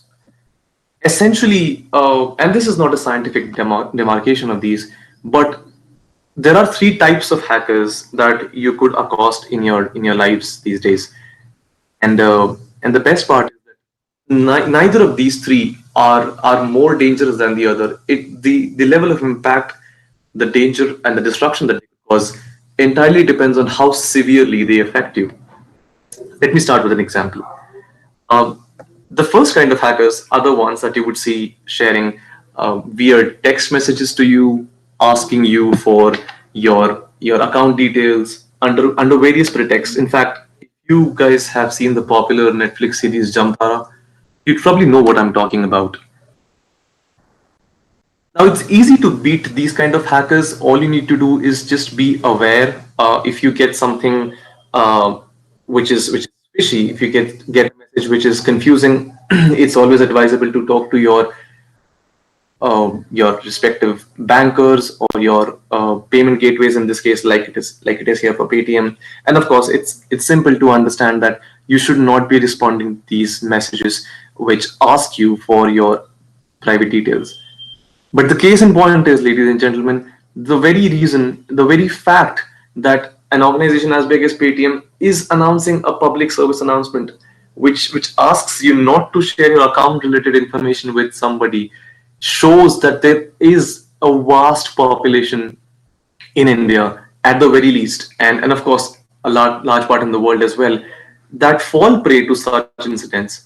And these hackers are the ones which you could consider the least dangerous, but then of course there is a certain level of impact that they carry as well. The reason these hackers are in my first category of hackers is because this is the kind of people that we meet on an everyday basis. There are tons of messages and tons of emails that all of us get, which are guised under lotteries, under job descriptions, uh, under weird fancy schemes, under an admission to the best of colleges in the world, and of course marriage proposals in some cases, if it's applicable to you. I think it's very important that, since you guys represent one of the most foremost premier institutes of technology in India, it's important for you guys to understand that there is a big part that you play in the system as well. However, the second type of hackers that I'm going to introduce to you might not be the ones that you have come in touch with, but they are very much there. These ones hack the human body. On your left, you see an illustration of James Clapper. He's the former US Director of National Intelligence, the right-hand man of Barack Obama back in the day. And this guy used to wear a hearing aid which was Bluetooth enabled. Because of the nature of his work, because he dealt with sensitive national security secrets, his Bluetooth headset had to take a security clearance every time he was near the president, he was a part of a meeting, or even if he just entered the White House. If you look at the other illustration over here, we've got a very limited sphere of events and activities that also with them that help a human body function better in case of a disability or in case of any problems. Now just imagine if somebody who's at the helm of national security in the US had to take a security clearance each time they even enter their office. It must be for a reason, right? And the reason is simple. These devices which are connected to the internet or are in the vast part of the IoT sphere, which is the Internet of Things, which have some sort of connectivity enabled with them, can easily be hacked. Now, in a simpler scenario, this could probably mean that the hacker or the attacker, in this case, would hold a ransom against you, not letting you use your devices, or in very serious situations, like what could have been in the case of James Clapper here, they could hold you ransom for secrets to your government, for business secrets that you may hold depending on the organization you're in. And it's not just that. Look at these instruments that are marked over here. You've got deep brain neurostimulators. You've got pacemakers which work for your heart. Now imagine if somebody could gain access of this and stop this even for 1 second. Can you imagine how disastrous that would result? The only point here, ladies and gentlemen, is that even if someone were doing an activity as simple as surviving using a pacemaker, they are liable to a cyber threat. And of course, the third category of hackers that I would want to introduce you to are the ones that hack major organizations across the world. Here is a representation of the various organizations that have been hacked in the last few years, and the numbers that you see against them are of the data units that got breached. I'm not sure if it's surprising to you, but it is certainly surprising to me to find names such as the state of Texas, US military, organizations as big as Sony, Sega, LinkedIn. I mean, honestly, in these times, it's more a case of when than if. In fact, a former FBI director, he very, very famously said that if you haven't been breached yet, there can be only 2 scenarios. Either you'll be breached tomorrow, or you're already breached and you don't know it yet. In many famous cases where organizations have been hacked, and I'd like to point out the example of Equifax, a major credit ratings agency in the US. In their example, they got hacked in March of 2018, and they did not discover this up until late May. So for 2 whole months, an attacker had access to their systems without the management or the cybersecurity professionals over there in deep cognizance of the actions that they had to take over there. Again, coming back to my point here, it does not matter what you do, where you are at. In the increasing digitization that we are living in, the connectivity that we have across our world, hacking will happen to you, and all you've got to do is just make sure that you don't fall prey to it. Be smart, be secure, and be knowledgeable. Now, you can even do one simple exercise. There's this website which I've taken a screenshot of, and I've also done the silly thing of showing you my email ID, which is not something a security analyst would advise. Nevertheless, if you visit this website called Have I Been Pawned, all you got to do is just enter your email ID over there. And if you can see at the far bottom of the screen, it shows that my email ID has been on 13 breach sites. And several of these are examples such as LinkedIn, Amazon, even Facebook. Because, ladies and gentlemen, in a lot of these scenarios, what major companies do these days is that they save the data on a cloud. And this cloud now has a shared responsibility of security from A, the brand itself, and B, the company that is providing this cloud service. And in these cases, lapses do happen. In fact, in a very famous study, it was pointed out that 22% of the cyber attacks all across the world are caused due to human error. And that is a scenario that we all will regret if it happens. The simple point here is, if you are not defending yourselves, your organizations, or your countries against cybercrime to the extent that your knowledge and your capabilities allow you, you have to make a choice. You are either against them or you're helping them. Think of it like this: if you have a grandfather or a grandmother who's not technologically savvy, and they get one of these emails, one of these messages that makes them reveal their sensitive account information, and they eventually get hacked, was it not your responsibility as somebody who understood technology far better than them to help them out? And if I take a more complex case, if you are technologically involved with any company, even if you're not in the cybersecurity department, and you notice little mishaps like your code being visible in the software architecture very clearly for somebody to be able to hack, the passwords used in your systems being very weak, and only using firewalls as your defense and not the deep level cybersecurity measures that the world today recommends. If you know of this and you're not doing anything about it, trust me, ladies and gentlemen, you are helping the cybersecurity attackers, the cybersecurity hackers of the world.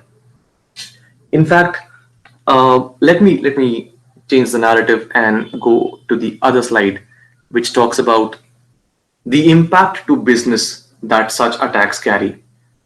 In a very simple example, the cost of a data breach in India has grown by 7.29%. Now, that might not look like a very big number, but if you see, if any company in India is attacked today, it loses approximately 12 crore worth of data, and that's the actual money that they lose.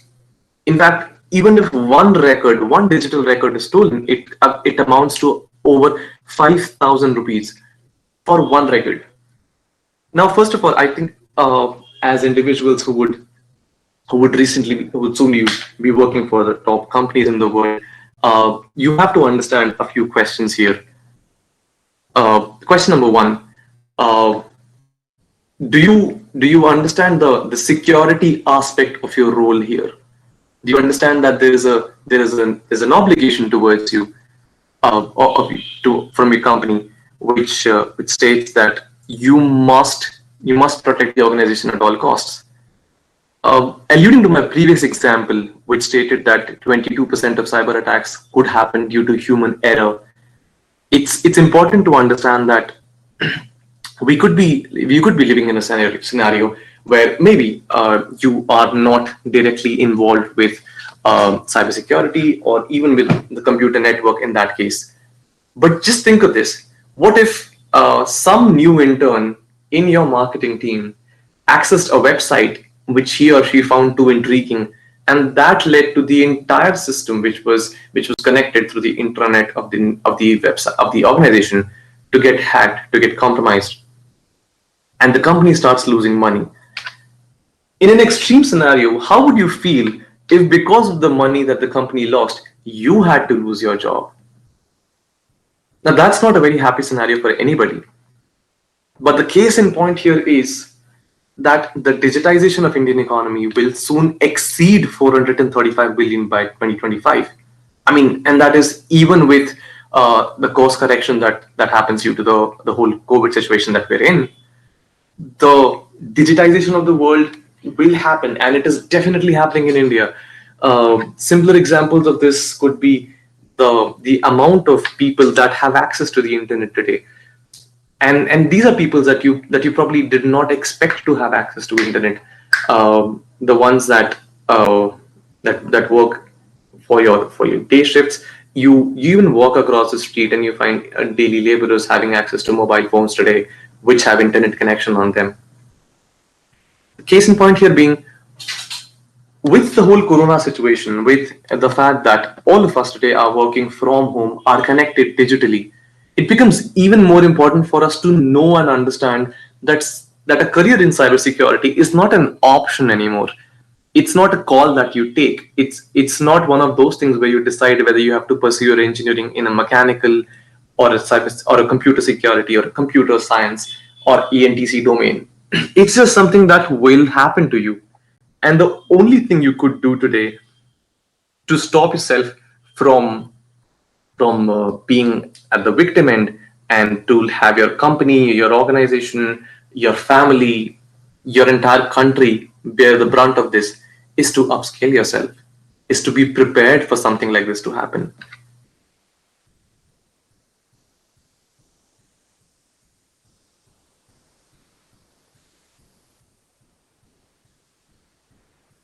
There's a very famous quote in the Gita that says, if you watch oppression happening, you're actually a part of the crime. You're actually an oppressor yourself.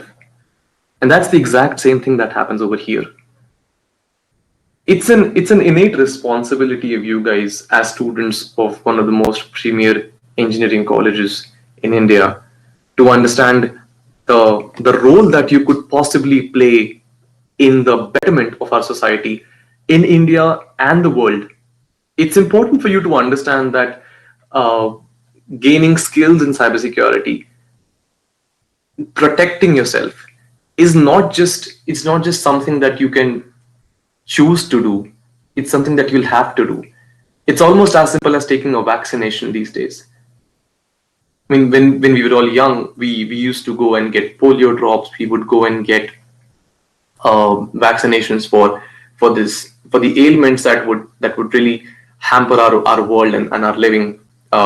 If you think back a few decades, but today we have vaccinations for those available, and they don't hamper us anymore.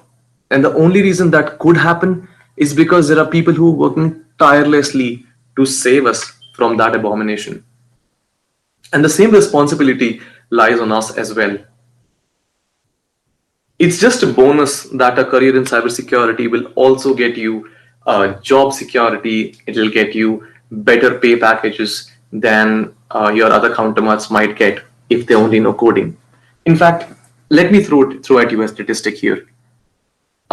There are over 21 crore software developers in the world and counting. I mean, there are much more than that now. But at the time of when I read the statistic, there were 21 crore software developers in the world, but only a few 100,000 software security professionals. Now, as people who would appreciate coding, you might not know it too well, but for the ones who can appreciate code and the impact that it causes to our world, you tell me, how important is it to have people who can code securely?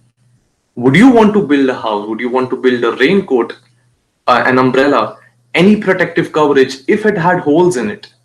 I mean, would it even serve any purpose? But the case in point is that today, with the exposure that all of us have to technology, we understand, we are at that level to know how much damage these simple coding errors or these simple unsecure code could cause to whatever organization is at the end of it. And therefore, it becomes even more important to at least explore this as an option.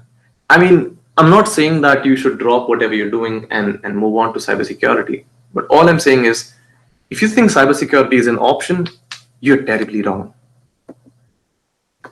It just goes without saying that anybody in today's world can get hacked. And it's just an added bonus that the world needs many cybersecurity professionals, and 10 lakh is the count in India itself, and this is sourced from NASSCOM.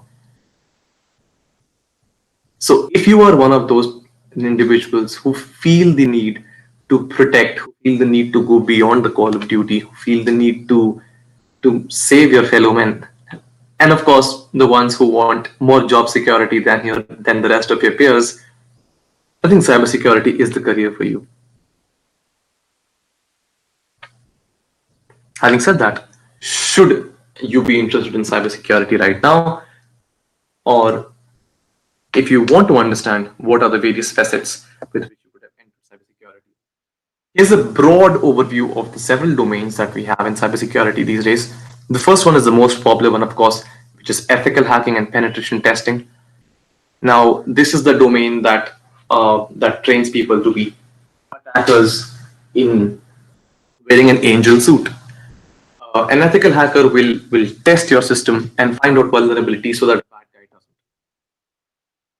A cyber forensics professional, which is the second block that you see over here, is somebody that would step in after an attack has happened.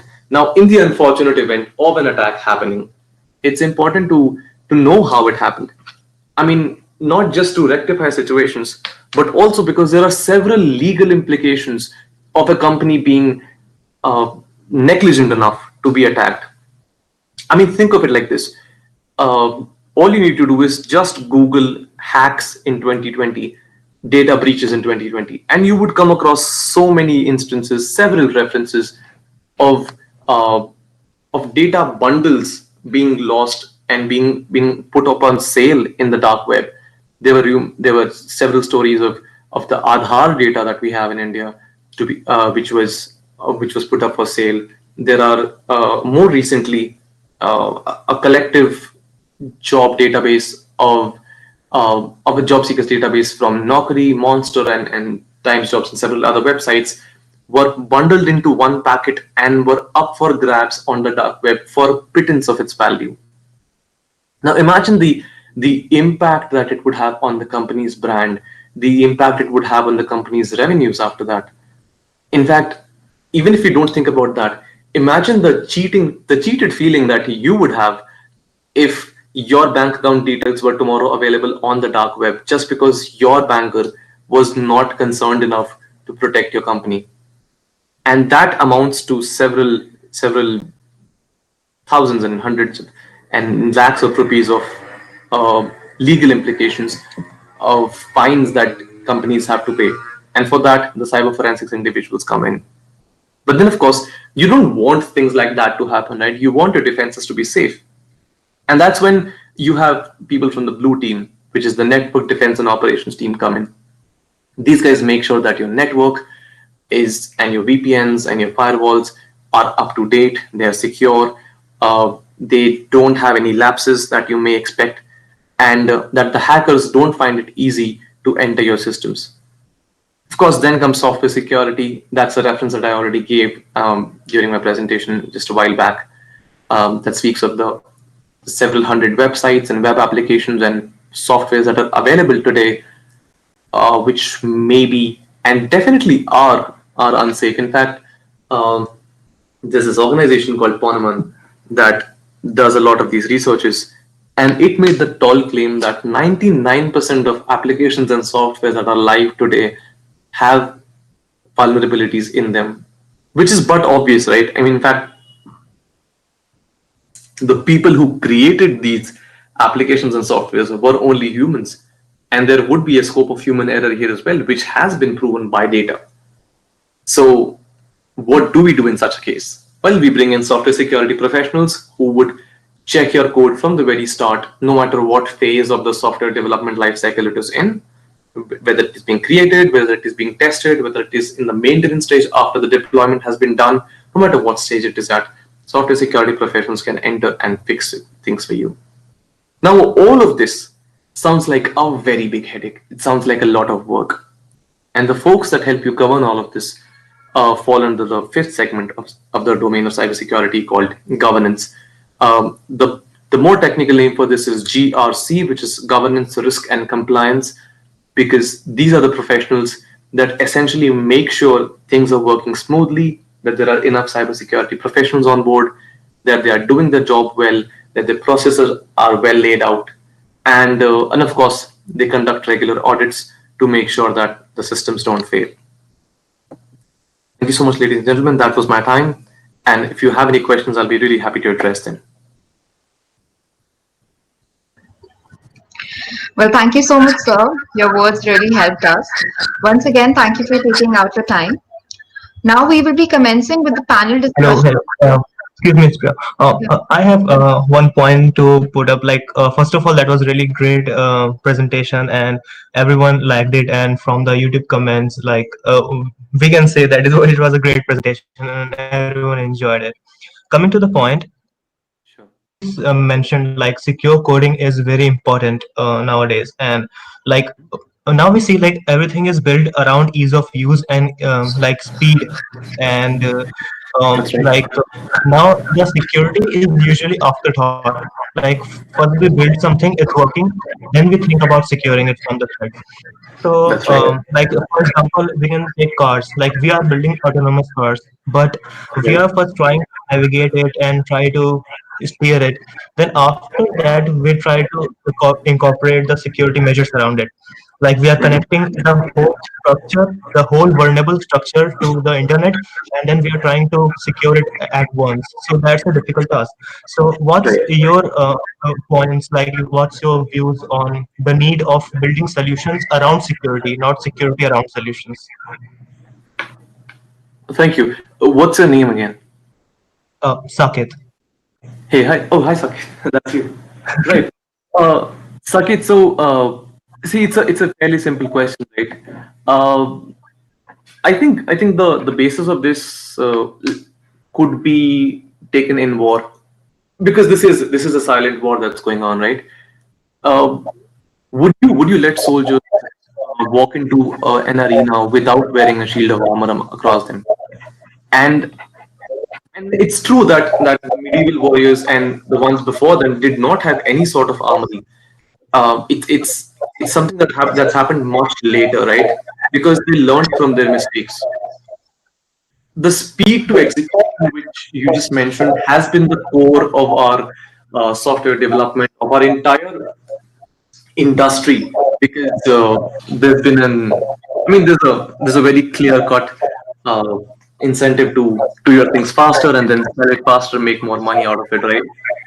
But no Yeah. matter what perspective you come from, even if you come from an ideal perspective of wanting to secure your troops, your frontline soldiers, your products, if you want to secure them, or if you want to make more money, in either of these cases, it's it's inevitable to even think about not securing the systems. The simple case in point is, if money is what you want, will you be able to sustain the several lakhs and crores of rupees of damages that your brand and your company will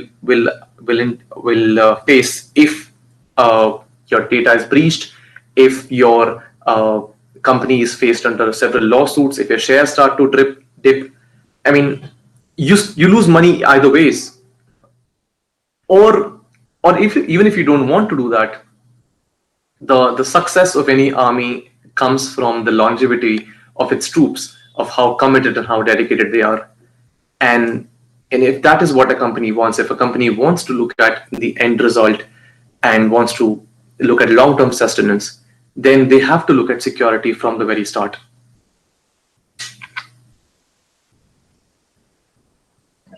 Yes, okay. Thank you very much for your thoughts. Okay, Priya, you may continue or take over. Sorry for stopping it like that. It's Oh okay. no, that's okay. In fact, if you have more questions, I would love to answer them right now.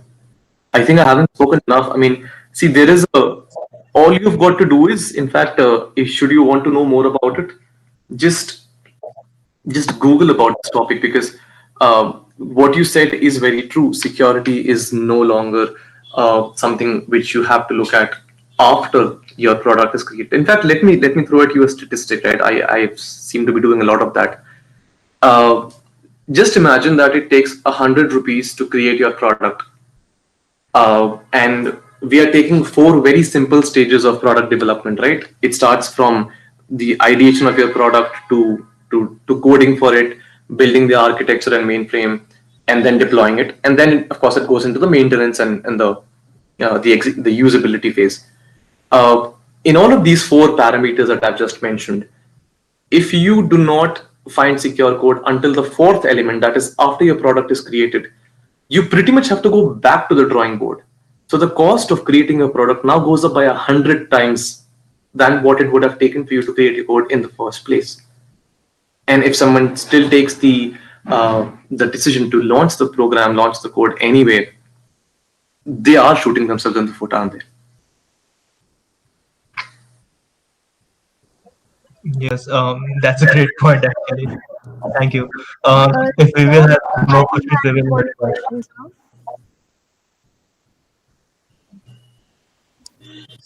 I'm sorry, couldn't hear that. Yes, sir, I have one question. So, what is your take on threat intelligence as a career? Right. So, is there more context to this, or is it a very broad level question? A very broad limit question, sir. All right, of course. See, the main job that a threat intelligence professional does is to predict attacks before they happen. So these are the folks that, in fact, let me go back to this. So in the domains of cybersecurity, these are the folks that feature in the ethical hacking and pen testing side, and they kind of share space with the network defense team as well. Your threat intelligence professionals would help you in engaging what kind of attacks you might be getting, what will the nature of those attacks, so that your pen testing teams and your ethical hacking teams are more focused in their approach of trying to find out what's wrong with their systems. In a world where intelligence is key, where we see data as more valuable than oil, wouldn't you believe that somebody who's working on predicting data will have a more secure career than the others?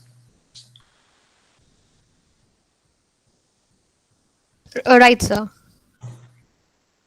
Does that answer your question, or would you want me to talk more? I could talk for longer in threat intelligence. No, sir, I pretty much got a gist of it, sir. Thank you so much. Of course.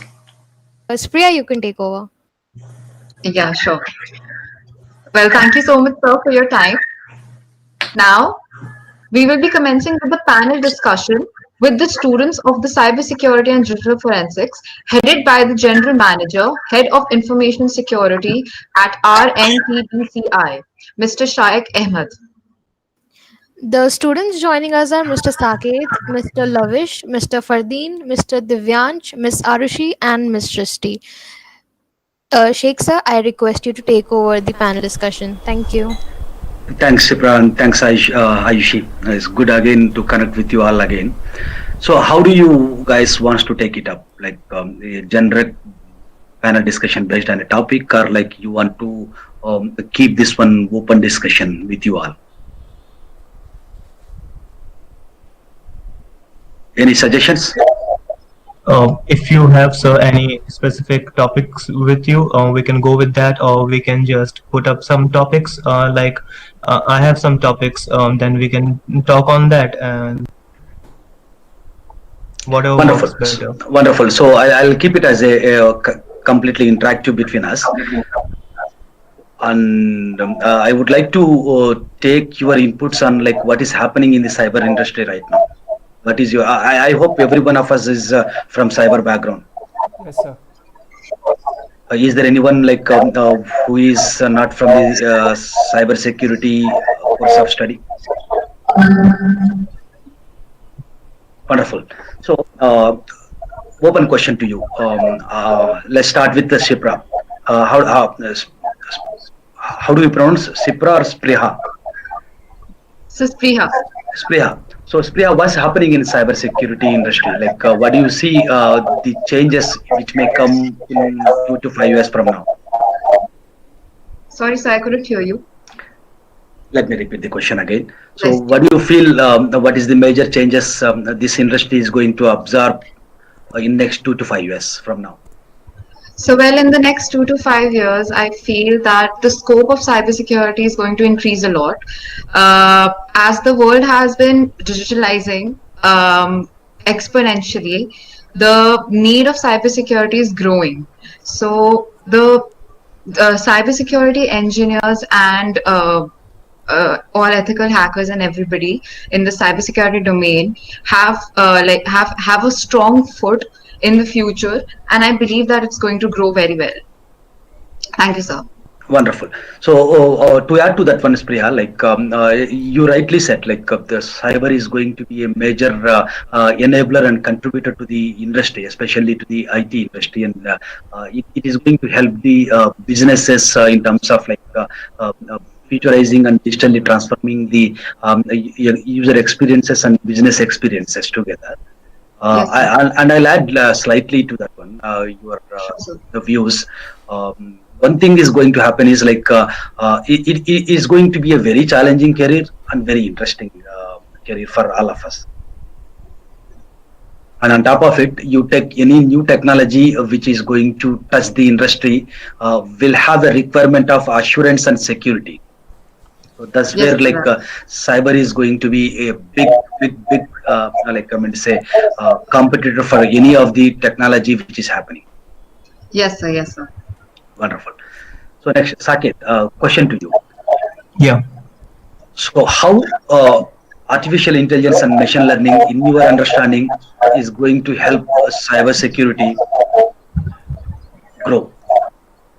Well, actually, a pretty interesting topic in the domain of cybersecurity, because as we are saying, we are now, tackling advanced threats, and now we are with increasing technology, and we are connecting everything to the internet through IoT. So we are giving a large attack surface for the attackers. So to learn from those attacks in dynamic way and to tackle those attacks efficiently, we will definitely be beneficial from using artificial intelligence and machine learning, like in malware detection, like in threat intelligence.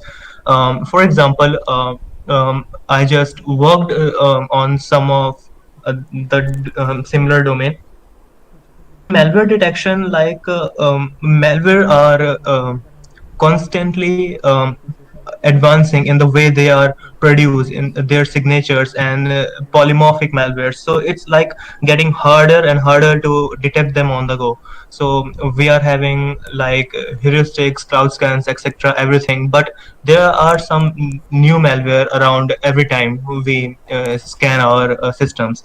So when we deploy artificial intelligence, machine learning, they can learn from the behavior, and they can actually kind of predict the characteristics of a malware, malicious software, and a benign software. So in this way, we can effectively stop the attack. And artificial intelligence is also great in threat mitigation and threat intelligence, like learning from a long history of data is something that artificial intelligence does very well. And we have logs and logs of breaches and different connectivity scenarios in our industry and enterprise. So if we feed those data to machine learning, we can get a prediction of future attacks or the vulnerabilities that might exist in our system. So it is a very interesting take on cybersecurity, and I see machine learning increasingly integrated into the cybersecurity domain over time in future. Wonderful. This seems to be your favorite topic, Saket. I think you addressed it well, and in fact, I completely agree with your views here. And Saket, can you mute? I'm getting echo. Oh, yeah. So this one, artificial intelligence is going to help cybersecurity in streamlining and early detection mechanism. In fact, where the tools cannot work, the artificial intelligence can work, and the self-learning and the machine learning will help the processes where we can find and detect the 0 days in a right way, and take a corrective actions. Even in fact, like where we have the trillions and trillions of data processing in a split second of time, we need more than human sense and human intelligence, wherein like we can take the support of artificial intelligence to get adapted to the existing ecosystem and understand, like as you said, which is a true positive and which is a false positive kind of a thing, and filter it out the right traffic from the malicious traffic, and protect and project the right secure mechanisms in place to secure the organization at the periphery level and from the inside also. It's a good discussion, Saket, on that one. Next question, Divansh, to you. Yes, sir. Like you heard from Dr. Maithili Saran Gupta and Dr. Kaliraj and other distinguished speakers like a couple of minutes before. Like Mihir also shared his like views about the cybersecurity and the different options. So, what do you feel like in this new normal and the pandemic situation? How cyber is going to enable the businesses? So, what I believe is cybersecurity is something we are not going to be able to live without. Um, we have a small research on this ongoing fact that whatever current major event is happening around the world, that goes on around the world, like taking an example of the current coronavirus situation.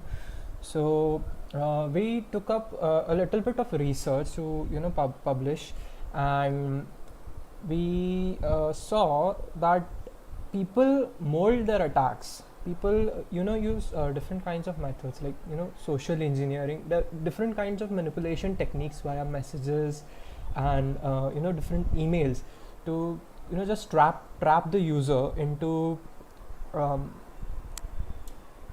just getting hacked, right? So to that point, And a phishing exercise. yeah, it's a phishing exercise. So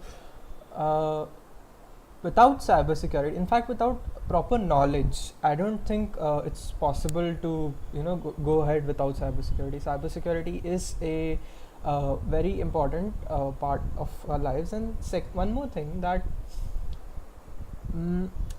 human knowledge, the knowledge of the person who is actually operating the computer is far more important than the machine handling a malware or virus or something like that. And to that point, I want to say that people are not educated enough. There's a really huge skill gap that we need. Like we have proper IT professionals with us, but those IT professionals usually do not understand how to deal with an attack, like when they are under attack. So we have a 5 nines concept where 99.999% of the time a device or a setup has to be online so as to prevent business failure. So in case of a cyber attack, a lot of this is my observation, that a lot of tech experts, tech enthusiasts and IT professionals, they do not know what to do. So the awareness is missing first, and second, updates. So this is companies push out regular security updates, system updates, and a lot of attacks are taken care of by those patches. Given that some companies refuse to install these packages, I think that's a mistake on their part. So that's what I would like to say. Wonderful, Divansh. Like in fact, like you are on the dot, but like I wanted to add a few more things. So what I am foreseeing in this COVID situation is the cyber is going to assure the businesses. Like now we all know, like earlier, if it is a normal situation, we all might have been in a like a seminar of a block or like in a conference hall. But now the discussion has been moved out from the conference hall to all the like your residences or place of existence. So similarly, the businesses also expanded their boundaries from four walls of the offices, secured four walls of the offices, to wilder spaces of the bedrooms of the people, their employees. So in this situation, who will assure the businesses that how their businesses would be business as usual and in the new normal condition? Is cyber, is the cyber security, the divisions are taking this, shouldering this responsibility of assuring the businesses with the secure, collaborative, and connected technologies. Wonderful, wonderful point. And next to Fardeen. Fardeen, what do you feel like? I'm going back to Divan's point where he said majority 90% of the cases, even the educated and the well-to-do IT guys doesn't understand how to react in times of when they fall victim to this kind of cyber incidents. So, what do you feel? How we can suggest or educate or create awareness among the common folks? Am I audible, right? Yes, Fardeen, we can hear you. Okay, okay. Sorry, sorry to interrupt you just like that because there were some issues. Now, as Divyansh coined out a very good thing that IT support or IT fundamentalists and the people who knows much more about IT, some or the other will lag to the cyber security. So one of the suggestions can be given to work IT as well as cyber security people to be together in any situation, whether it's as coined by you regarding COVID-19 situation, or it can be any other APT situation, or in any way, any kind of threat. They both should be working in a parallel way such that there should not be any coincide work, or they should not correlate. They must correlate each other on a particular target so that they strike hard, they work hard, and they get the best result in the shortest amount of time. Because Yes, automation Fardeen. is, yes, sir. Yeah, yeah, Automation go is the biggest. Automation is the biggest industry nowadays. So with cybersecurity, with artificial intelligence and machine learning, as well as IT, together they can form a very great security background in any economy or in any corporate or even in any product-based industry. So what you observe is having a great collaboration and connectivity between the business, especially the IT and the security teams would make will enable the organizations to secure themselves. Definitely, Wonderful. sir. So Srishti, over to you. Can you hear me, Srishti? Yes, I can hear you. Yeah, good. So I'll back again on the same question. How can we help common folks increasing the level of understanding and securing themselves? I would like to emphasize on the point which Mr. Mihir already spoke about, security. I think it's something more than just skills, and it has to do a lot about the mindset as to how we understand it. So I think if, as Divyansh and Fardeen also spoke about, interrelating cybersecurity and IT, I think it's important that even the IT people, they get some something they understand that cybersecurity is important, and I mean they do understand that it's important, but the practices, how do we actually practice them instead of just knowing the overview about cybersecurity, but to actually practice it. I think that's the thing, sir, and the awareness is also really important, sir. Wonderful. Uh, So anyone taught us how to use the WhatsApp or how to use PUBG or any other app? How do we do that one? We just install it and start playing around it, and we will get to know. yes, sir. Those apps are pretty intuitive, and we understand. Absolutely. So can we my question is I'm thinking around the common folks, not about the organizations or the employees or the IT guys or IT educated or the core engineering educated guys. I'm talking about the housewives, the retired folks. So these are the people who fall victim to this all Jamtara gang.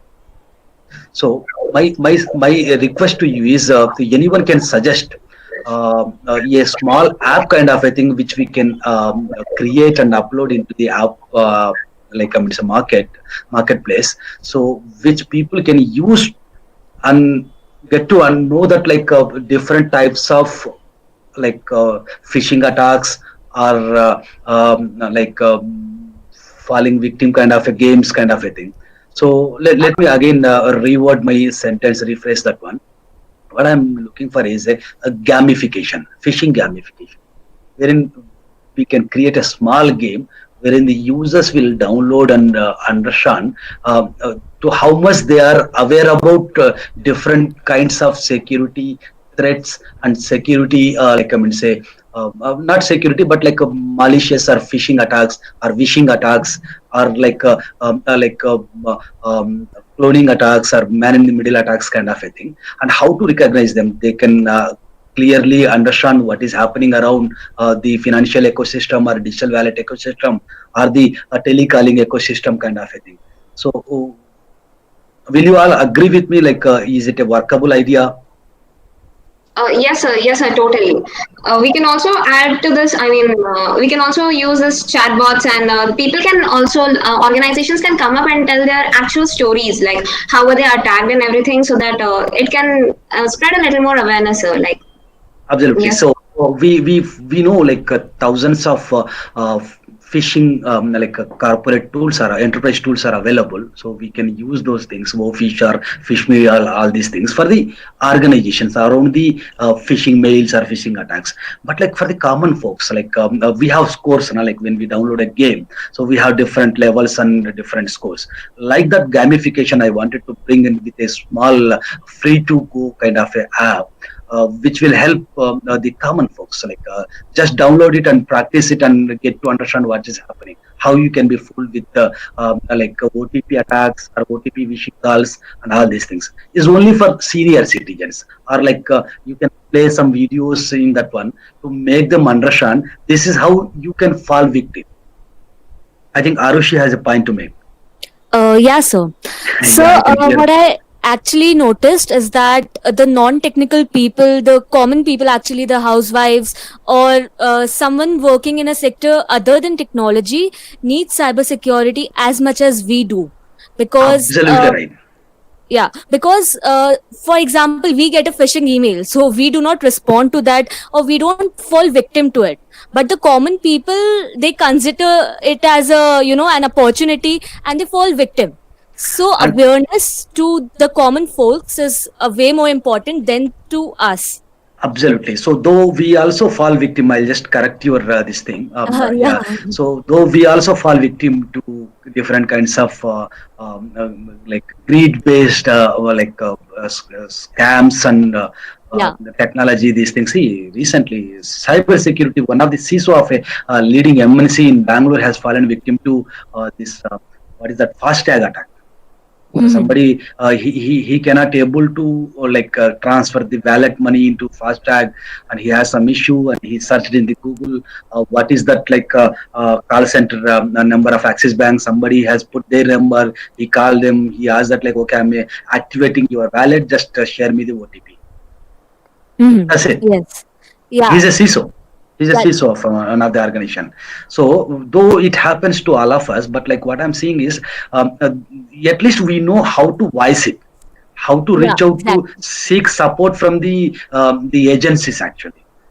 But Mhm. like it's a pity on us, like we don't like us get to see all these the housewives or our parents or our brothers sisters, the common folks.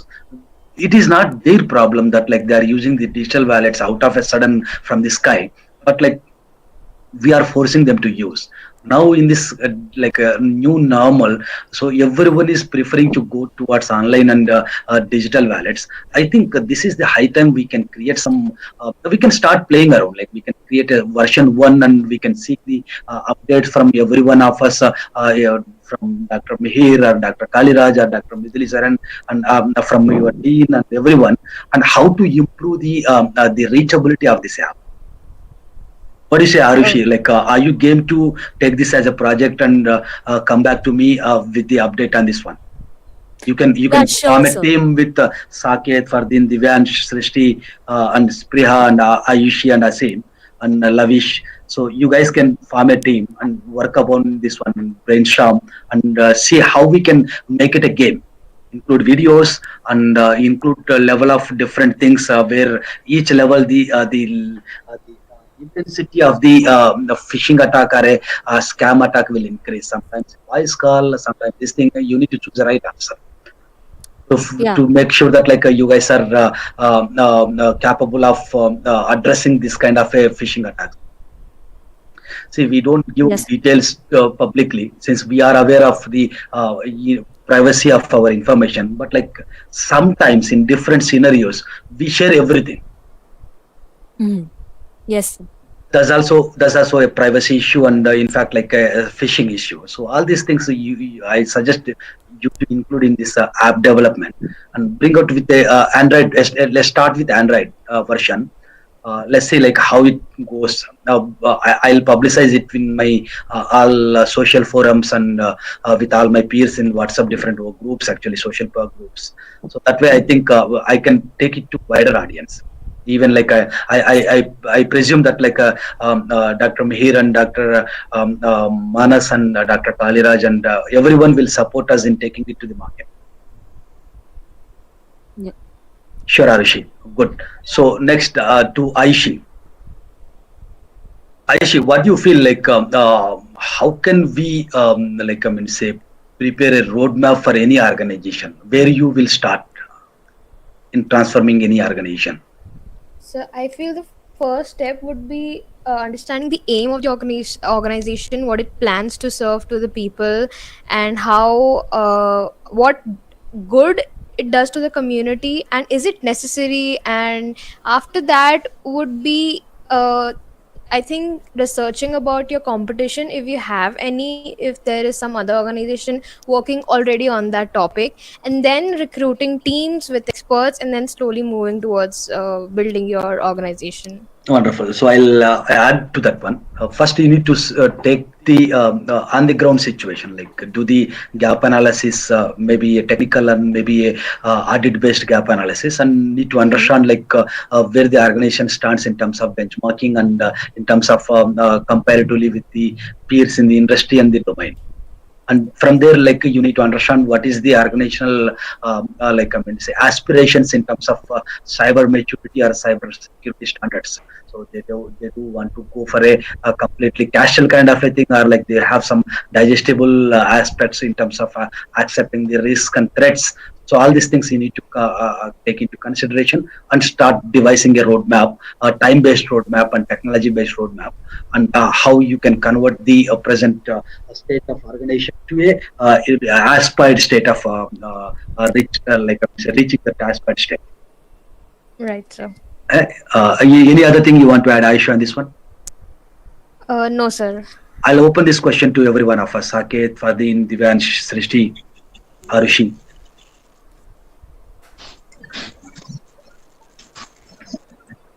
Yes, I think most of the topics are covered, but also we have to consider, like, as we are talking about security, so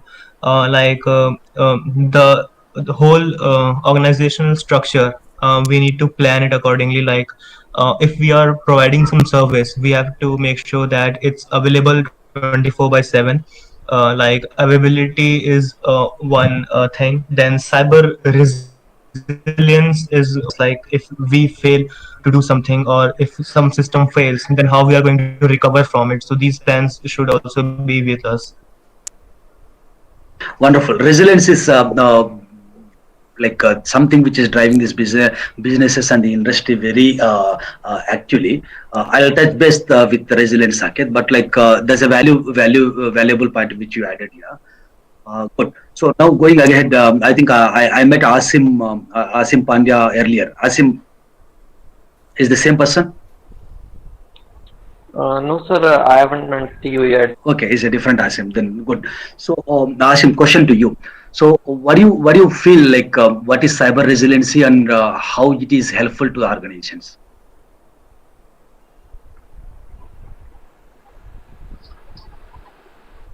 Sir, can you repeat, please? I was disconnected. Yes, sure. So I'm asking like what is your views on cyber resiliency and how it is supportive to the organizational security posture?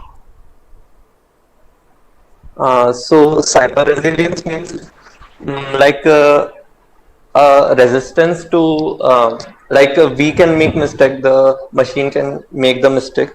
So it will cyber resilience will help in that if we use it in organizational purpose. It will help in developing a better cybersecurity environment, uh, and it will be beneficial for that. So let me correct you on that one. So resiliency is something like if we fail, existing mechanism will fail, or the tool posture will fail. Then how the organization is going to handle that one? Do we have the disaster, or like I mean to say the standby and redundancy technologies and processes in place to assure the organization that like is safe enough even in the terms of 100% failure of existing structure. So this is one thing, and heavily like the technology is moving towards creating a resilient structures and resilient postures of the cyber entire like I'm going to say the cyber organizations, especially into the people, process, and products, entire three Ps. This is something I suggest you all to pay attention and do some R&D on, around cyber resiliency, and even you can start writing some papers. Even here can help us in publishing your topics in either EC Council blogs or any other blogs. Good. So last question. You guys have anything to ask me? I have one topic, but after your question is done, I would like to add one more Yeah, topic. I'm done. I'm done. Like I'm on the dot. Like we completed the 30 minutes given to me, and I will open the floor for questions. Okay, so I would like to go first. We talked about different factors of cybersecurity on different levels, like our general user, end user, to our enterprise. So I would like to add one more point to the whole structure of our discussion.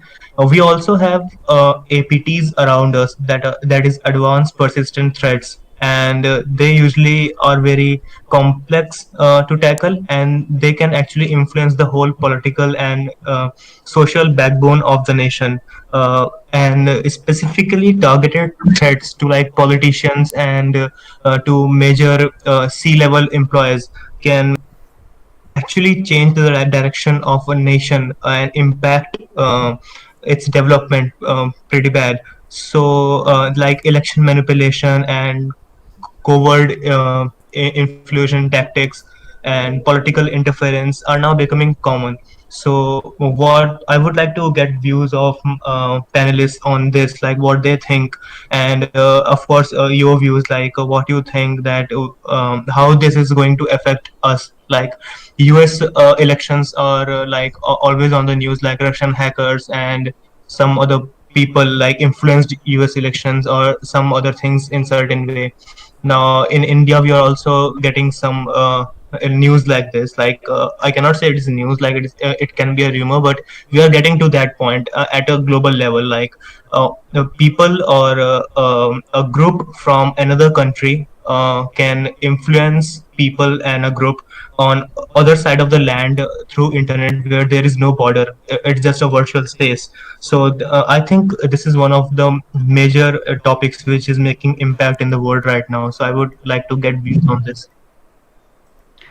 The question is open with the panel, all the panelists. Sir, can I Yeah, first Divansh. Okay, so I would like to point out that my friend Lavish, who is already in the panel, he has a research paper on this topic where he proposed to use blockchain to secure the voting system. So I would like to invite Lavish to say something about it, because Wonderful. Lavesh, apologies, I missed to see you on the screen actually, so probably that is the reason I cannot put some question to you. Good, Lavesh. Thanks for joining us. Good, Lavesh. Thanks for joining us. And we like to hear from you. What is your view on this? What is your view on this?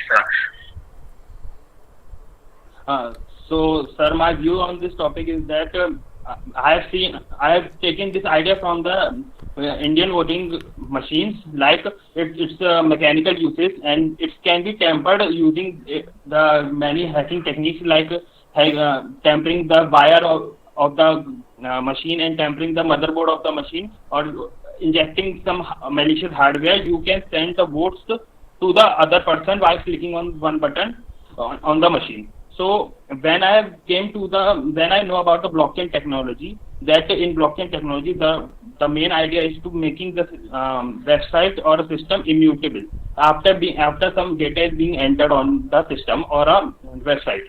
So I'm thinking about the idea of a electronic voting machine where a person is giving a unique address. It will be the address of the cryptocurrency address, and using that address, a person can vote only one time. And after voting, that the voting option of the person automatically disabled, and that after that he will not able to disable. He will not be able to vote another person, or he cannot able to reset his voting after giving the voting. So the idea is main here is that the voting will be live and it's transparent, or all can see the voting in transparent mode, and also the voting will be immutable. So when the voting will be done, it nearly immutable to hack those voting. Like there are some disadvantage of that blockchain technology, like a 51% attack, like DDoS attack can be done. But for doing those, the number of persons using this network should be hacked at the simultaneous time, but which cannot be possible on large area. So is it like I mean to say, like I used to have these thoughts actually, Lavish. Let me be loud with you, and let me voice my views on this one. So I was very much concerned about the lavish spend on this democratic process of electing our representatives to the representative houses actually. So I used to think that like why we cannot have this one online, why we cannot do it like simultaneously with a big bandwidth, and in just a day we can create a huge like I mean say couple of TBs like a bandwidth, and take this networks scale them for adapting and observing this kind of a traffic for a single day, and conduct this exercise actually. Or otherwise we can have time slots as we have right now, like for a month kind of a thing. So are you suggesting to have a app kind of a thing wherein the user will do the express his rights through voting, or otherwise you are suggesting we will have this kind of a setup like I mean say installed and implemented in a designated place where every user will go and cash their rights? What is that like you are coming from? Sir, my idea basically is on web portal type of thing, that all user can vote the politician at the home. That is really wonderful. But like again, I foresee though you already covered around the DDoS attacks and like I mean to say the probable like I mean to say interference from the in the web traffic, or like man in the middle attack, or the cross-site scripting kind of a thing. But like I still see a hope in this the thought process itself. So why don't you come up with something very exhaustive, not at a high level, a very exhaustive, probable like disruptions in this thought process, and how we can counter them, and what is the safe and secure way of making this happen. You need to consider the like proxies and the IPs and the probably like if you go with MAC IDs of these devices and all these things, and how many these things are considered, and how you can bring in the unique identity like I mean say I'm talking about Aadhaar or any other kind of a thing in place, maybe a biometric or something else in place in picture in this workflow, and how we can just think about this to be a possibility. Will you take this challenge, Lavish? Yes, sir. Wonderful. So we have two challenges. One is Lavish, and other one is Arushi with the awareness app. So what is the timelines you guys are ready for? Arushi, to you. Yeah, sir. So once we join back to college, we'll discuss it out. So that depends upon the COVID and Narendra Modi, not you. Yes, sir. No. Let's let's agree on a timeline. I suggest you all guys, like now you have extended times and extended free hours. So why don't you collaborate among you and form a team?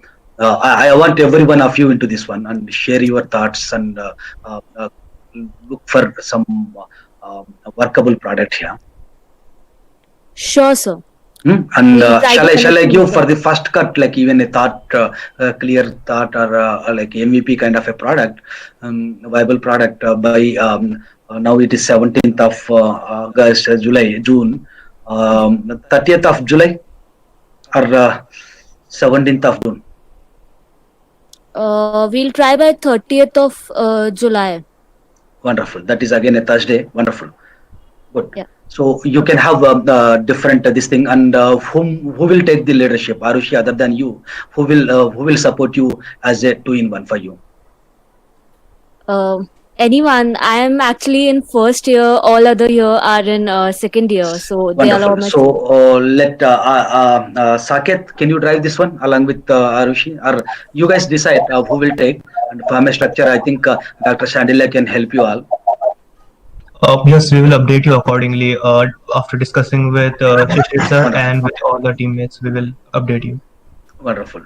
Sure. And Lavish, for you, since you mentioned about this as your passion and already existing thought process. So why don't you come up with the exhaustive paper on this one by within 15 days from now? 2 weeks? 2 weeks. I will try my best. Wonderful, wonderful. Maybe 8th of July is something. No, 1st of July is something. I'll look forward for this thing. Huh? Good. Yes, sir. Yes, sir. So get it reviewed with Dr. Shandila and take his suggestion also on this one. Any other question to me? Sir, I will get any other question to me? Sorry, sir, just to interrupt just like that, but you had a very wide vision regarding both of the things. It can be, as you said, to codify the things. For example, making an application so that people will be able to have the idea about basic attacks and their vectors. So there's a site known as Hacksplaining. We can do a thing to take the characteristics from those website, have a cross reference and a discussion, and we can codify it within an Android application. Second, very wonderful thing, as coined out by Lavish, my very great friend, that about related to blockchain application, that we can do a thing that people don't have to go. Just had an idea, not that astute observation, but just had an idea that, for example, if we'll try our level best to have an application that will enable anyone who is above 18 to just vote through his finger, because most of the cell phone devices today are having fingerprint scanning. So there are chances that we can, not just I or just a team, but many. It's just an idea game that we can create an application and we can codify it through for Android versions, and through it there can be voting possibility based on the principles of what Lavish has explained regarding blockchain in voting machines. Over Yes, Fardin. That is actually my earlier thought process earlier, but like after thinking it twice, see, 60 to 70% of Indian population stays in rural areas. So probably like around your college, if you see how many of the residents may probably cast their vote through one Android app. So for those areas, we can start thinking around of like probably kind of a election booth where the election the voting process may be casted through a web-based application or a like I mean, say kind of a probably hardware and software interface kind of a thing where the biometric is assured. And on top of it, like the identification is also established of the person. And on top of it, the security is also been taken care from various actors of disruptions like DDoS or maybe spoofing or anything like whatever may be possible in this process. So let's see the first cut for the from Lavish, and from there like we can again collaborate and share our thoughts and streamline it. I would like to add a small point to this. Like as we are targeting older populations, if we are targeting them, so there's one issue like that fingerprints are not well registered as we grow. Like my grandfather had this issue with army canteens, and so as people grow older, their fingerprints start to fade and are not registered properly. So we can find some alternative way of authentication than fingerprint for them, that particular age group. Very valid, very valid. So we will have that options, like the moment the biometric fails. So, like I mean, say, then we will go back to the different, like I mean, say, options of identification, either by Aadhaar card or something. So the representative at the voting booth will check his Aadhaar card and feed his Aadhaar number and see the credentials are matching and all. Then he will continue this similar process what we do with the younger generation. Is it just thought? Yeah. Okay, guys. I think yes, I was just agreeing to the point. yeah, sure. So I think a good discussion, and guys, like I really enjoyed the time spending with you all for last 45 minutes. And So I had one topic in mind that I would like to hear your views on. sure, Aishi. So considering the pandemic situation right now, people would be avoiding hand-to-hand exchange of currency now and would be moving on to online payments and like Paytm, GPay and all. So do you suggest everyone getting a cyber insurance just to keep all of their credentials and their passwords safe? As per EY survey, only 8% of Indian population are covered under health insurance. Oh. I will leave it to you now. So even like a cyber insurance is not a like I mean say so pragmatic and matured in Indian paradigm actually, Aishi now. But there is a major concern. At least even the organizations are not opting for it. Maybe like the reasons are different from the business perspective. So yeah, but like I see this thought you are getting with your association with the MP police. Okay, sir. Good. So the other thing, I have a question to all of you. You guys knows that like right now I'm into the automotive industry and taking care of the like I mean say security and product development and product security around connected cars and futuristic cars and autonomous cars itself. So what do you suggest in this new pandemic situation? I can develop something. How can I make a car COVID free? One thing somebody has suggested me, or my team has came back with the idea that like create a partition between the passengers, since like every car will have 4 doors, every passenger will enter from a different angle. Someone else has suggested that like keep the temperature measuring meters, thermometers on top of each passenger's this thing roof, so that like it immediately detects if anyone is deviating from the 91 or 99 kind of a temperatures. This is one good option. And someone else also suggested that like let's have the Aragya Setu app installed on the Android Auto and Car Connect and Smart Car kind of a applications which will have connected with the smart cars, which will detect with Bluetooth that like the person entering into the car is secure or like he is having any history of infection and all. These are three I got suggestions from the team. So do you like have any innovative thoughts how we can make a car more COVID free or like a safest car in terms of these infections? Sir, I have a Actually, suggestion. yeah. So, is it possible to have a car with like disposable insides, like disposable coverings, disposable seat coverings, that just we had a ride and then we can get rid of it. That won't No, cost that's a anything good extra. option like mask and hand gloves kind of a thing. But like that is one thing. But like that's again a cost. This thing. Now that's not one-time investment, but like that's a recurring investment event. But that makes sense. But like how the manufacturer can make this happen from a manufacturing perspective, I think of OEM's perspective, product owner's perspective, how can I make a car which is COVID free? like I mean, say I want to bring the smart features embedded into it. So I'm asking for thoughts from you. You guys need not come up right now. You have my mail ID. You can respond back to me. I think if you don't have my mail ID, Dean can Dr. Sandela can help you out with my mail ID.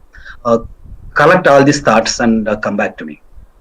So, Actually, I have one point. If Yes, Saket, like please go ahead. so, as we know, most of the viruses and infections spread with air conditions and the airflow, and it is a major factor in spreading from one person to another. And vehicles are fitted with HVAC systems and air conditioners, so optimizing the flow of air, like in most of the vehicles, air go from the front portion to the back, and then it recycles. So instead of doing like the whole airflow from the first to last person, we can divide air into compartments, and we can recycle the air again shortly after it crosses 1 or 2%. So that can also like Yeah, even help. we can do that like a out to in kind of a airflow, wherein the air comes from the top and goes from the bottom. So that way the infections can be contained when we have the partition between passengers. That's a good thought. We can think about it. And even like while you were mentioning this one, I got a thought that like even we can include some disinfecting material, like I mean say safe to humans kind of a thing, safe to lungs kind of a thing in the air conditioner itself, like which will come as a bridge and which will to an extent safeguard the infections. That also one thought. But like anyway, like Divans, I think you have a point to make. Sir, there's a suggestion in the comments by Devesh Banwani. He says that we can use an auto sanitize system every time we open the car door. Auto sanitizer system, where will it sit? Like the at the door? Yeah, I think so. He meant that. Hmm. We can think about, but like we need to even think deep around it, how we can make it possible to sanitize it to sit on the car door as an accessory or as it embedded. So any other thoughts, like any other thing? You guys can just think around it to today night, and I have a hard stop at 8 o'clock. I need to drop off, but like I'll request you all to at least come with the 10 different thoughts, irrespective of how novel they are, how niche they are. So write down all your thoughts, innovative thoughts around how can you make a car more secure in terms of pandemic. Maybe Just technology adding based. a point, Yeah, for them. Yeah, go ahead. just adding a point, as you said, for that sanitizing material, it can be just like a material that can be spread within a car, just like the cool air of Airflow. an air Yes. conditioner also. Yeah, but like Just like that has a dependability from outside and recycling also. Like I mean, say you need to refill yes, it every time. But anyway, that's one thought I already discussed now. But anyway, like I we have now I think the 9-10 people around. So I'll expect to see 10 different innovative thoughts from all of you. Are you Sure. game? we'll try for sure, sir. Wonderful. I'll give this responsibility to Spriha. Spriha, can you take this responsibility of collecting the thoughts from each one of us by today night or tomorrow morning early and share it with Dr. Shandilia? Sure, sir, I will. Thank you. Wonderful, wonderful. Thank you, guys. Good time. Any other last questions you want to ask me? No. Good. Thank you. Thanks all. I'll really very thankful for Mr. Mihir Harial to for sharing his time with you all, honoring the request from this institute and joining on time and sparing his valuable time this evening. And parallelly, like I wanted to thank Dr. Shandilia for providing me again opportunity to connect with you all. Thanks, Dr. Shandilia. Thank you, Sheikh sir. Thank you. And yeah, I was just quiet and I was listening to this wonderful discussion that we had just had with our students, and it's really inspiring. Like I wish I could be a BTech student in VIT so that I could have this exposure what my students are getting. So it's really it's like words in the entire experience of around 23 years of this teaching.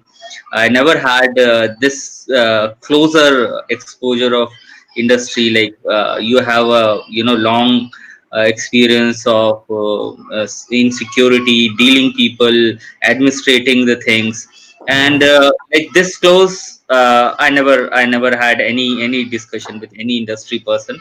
So I'm really thankful, though this thankful word is very small, but it's like all of you, all the VIT students, you guys are really lucky to have Mr. Sheikh and Mr. Mihir with you. And the moment when Sheikh sir told me that we will do this panel discussion along with the students, I was not right. I was not so sure about how it will go.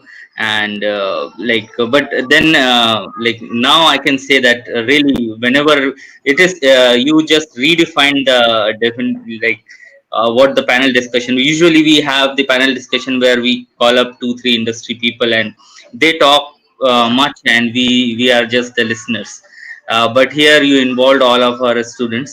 So I'm really thankful from my department and VIT, and we are lucky to have you. And Mihir as well. It's a heavy rain here, and I was just traveling back to my home, so I just missed out your expert lecture. But I will surely rewind this thing, and I will hear this back. And thanks a lot. We will meet today, and tomorrow again.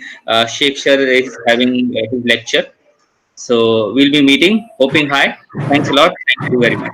Thank you so much, Dr. Shandilya. Thank you, Sheikh sir. Thank you for inviting. Thanks, Mihir. Thanks, Doctor.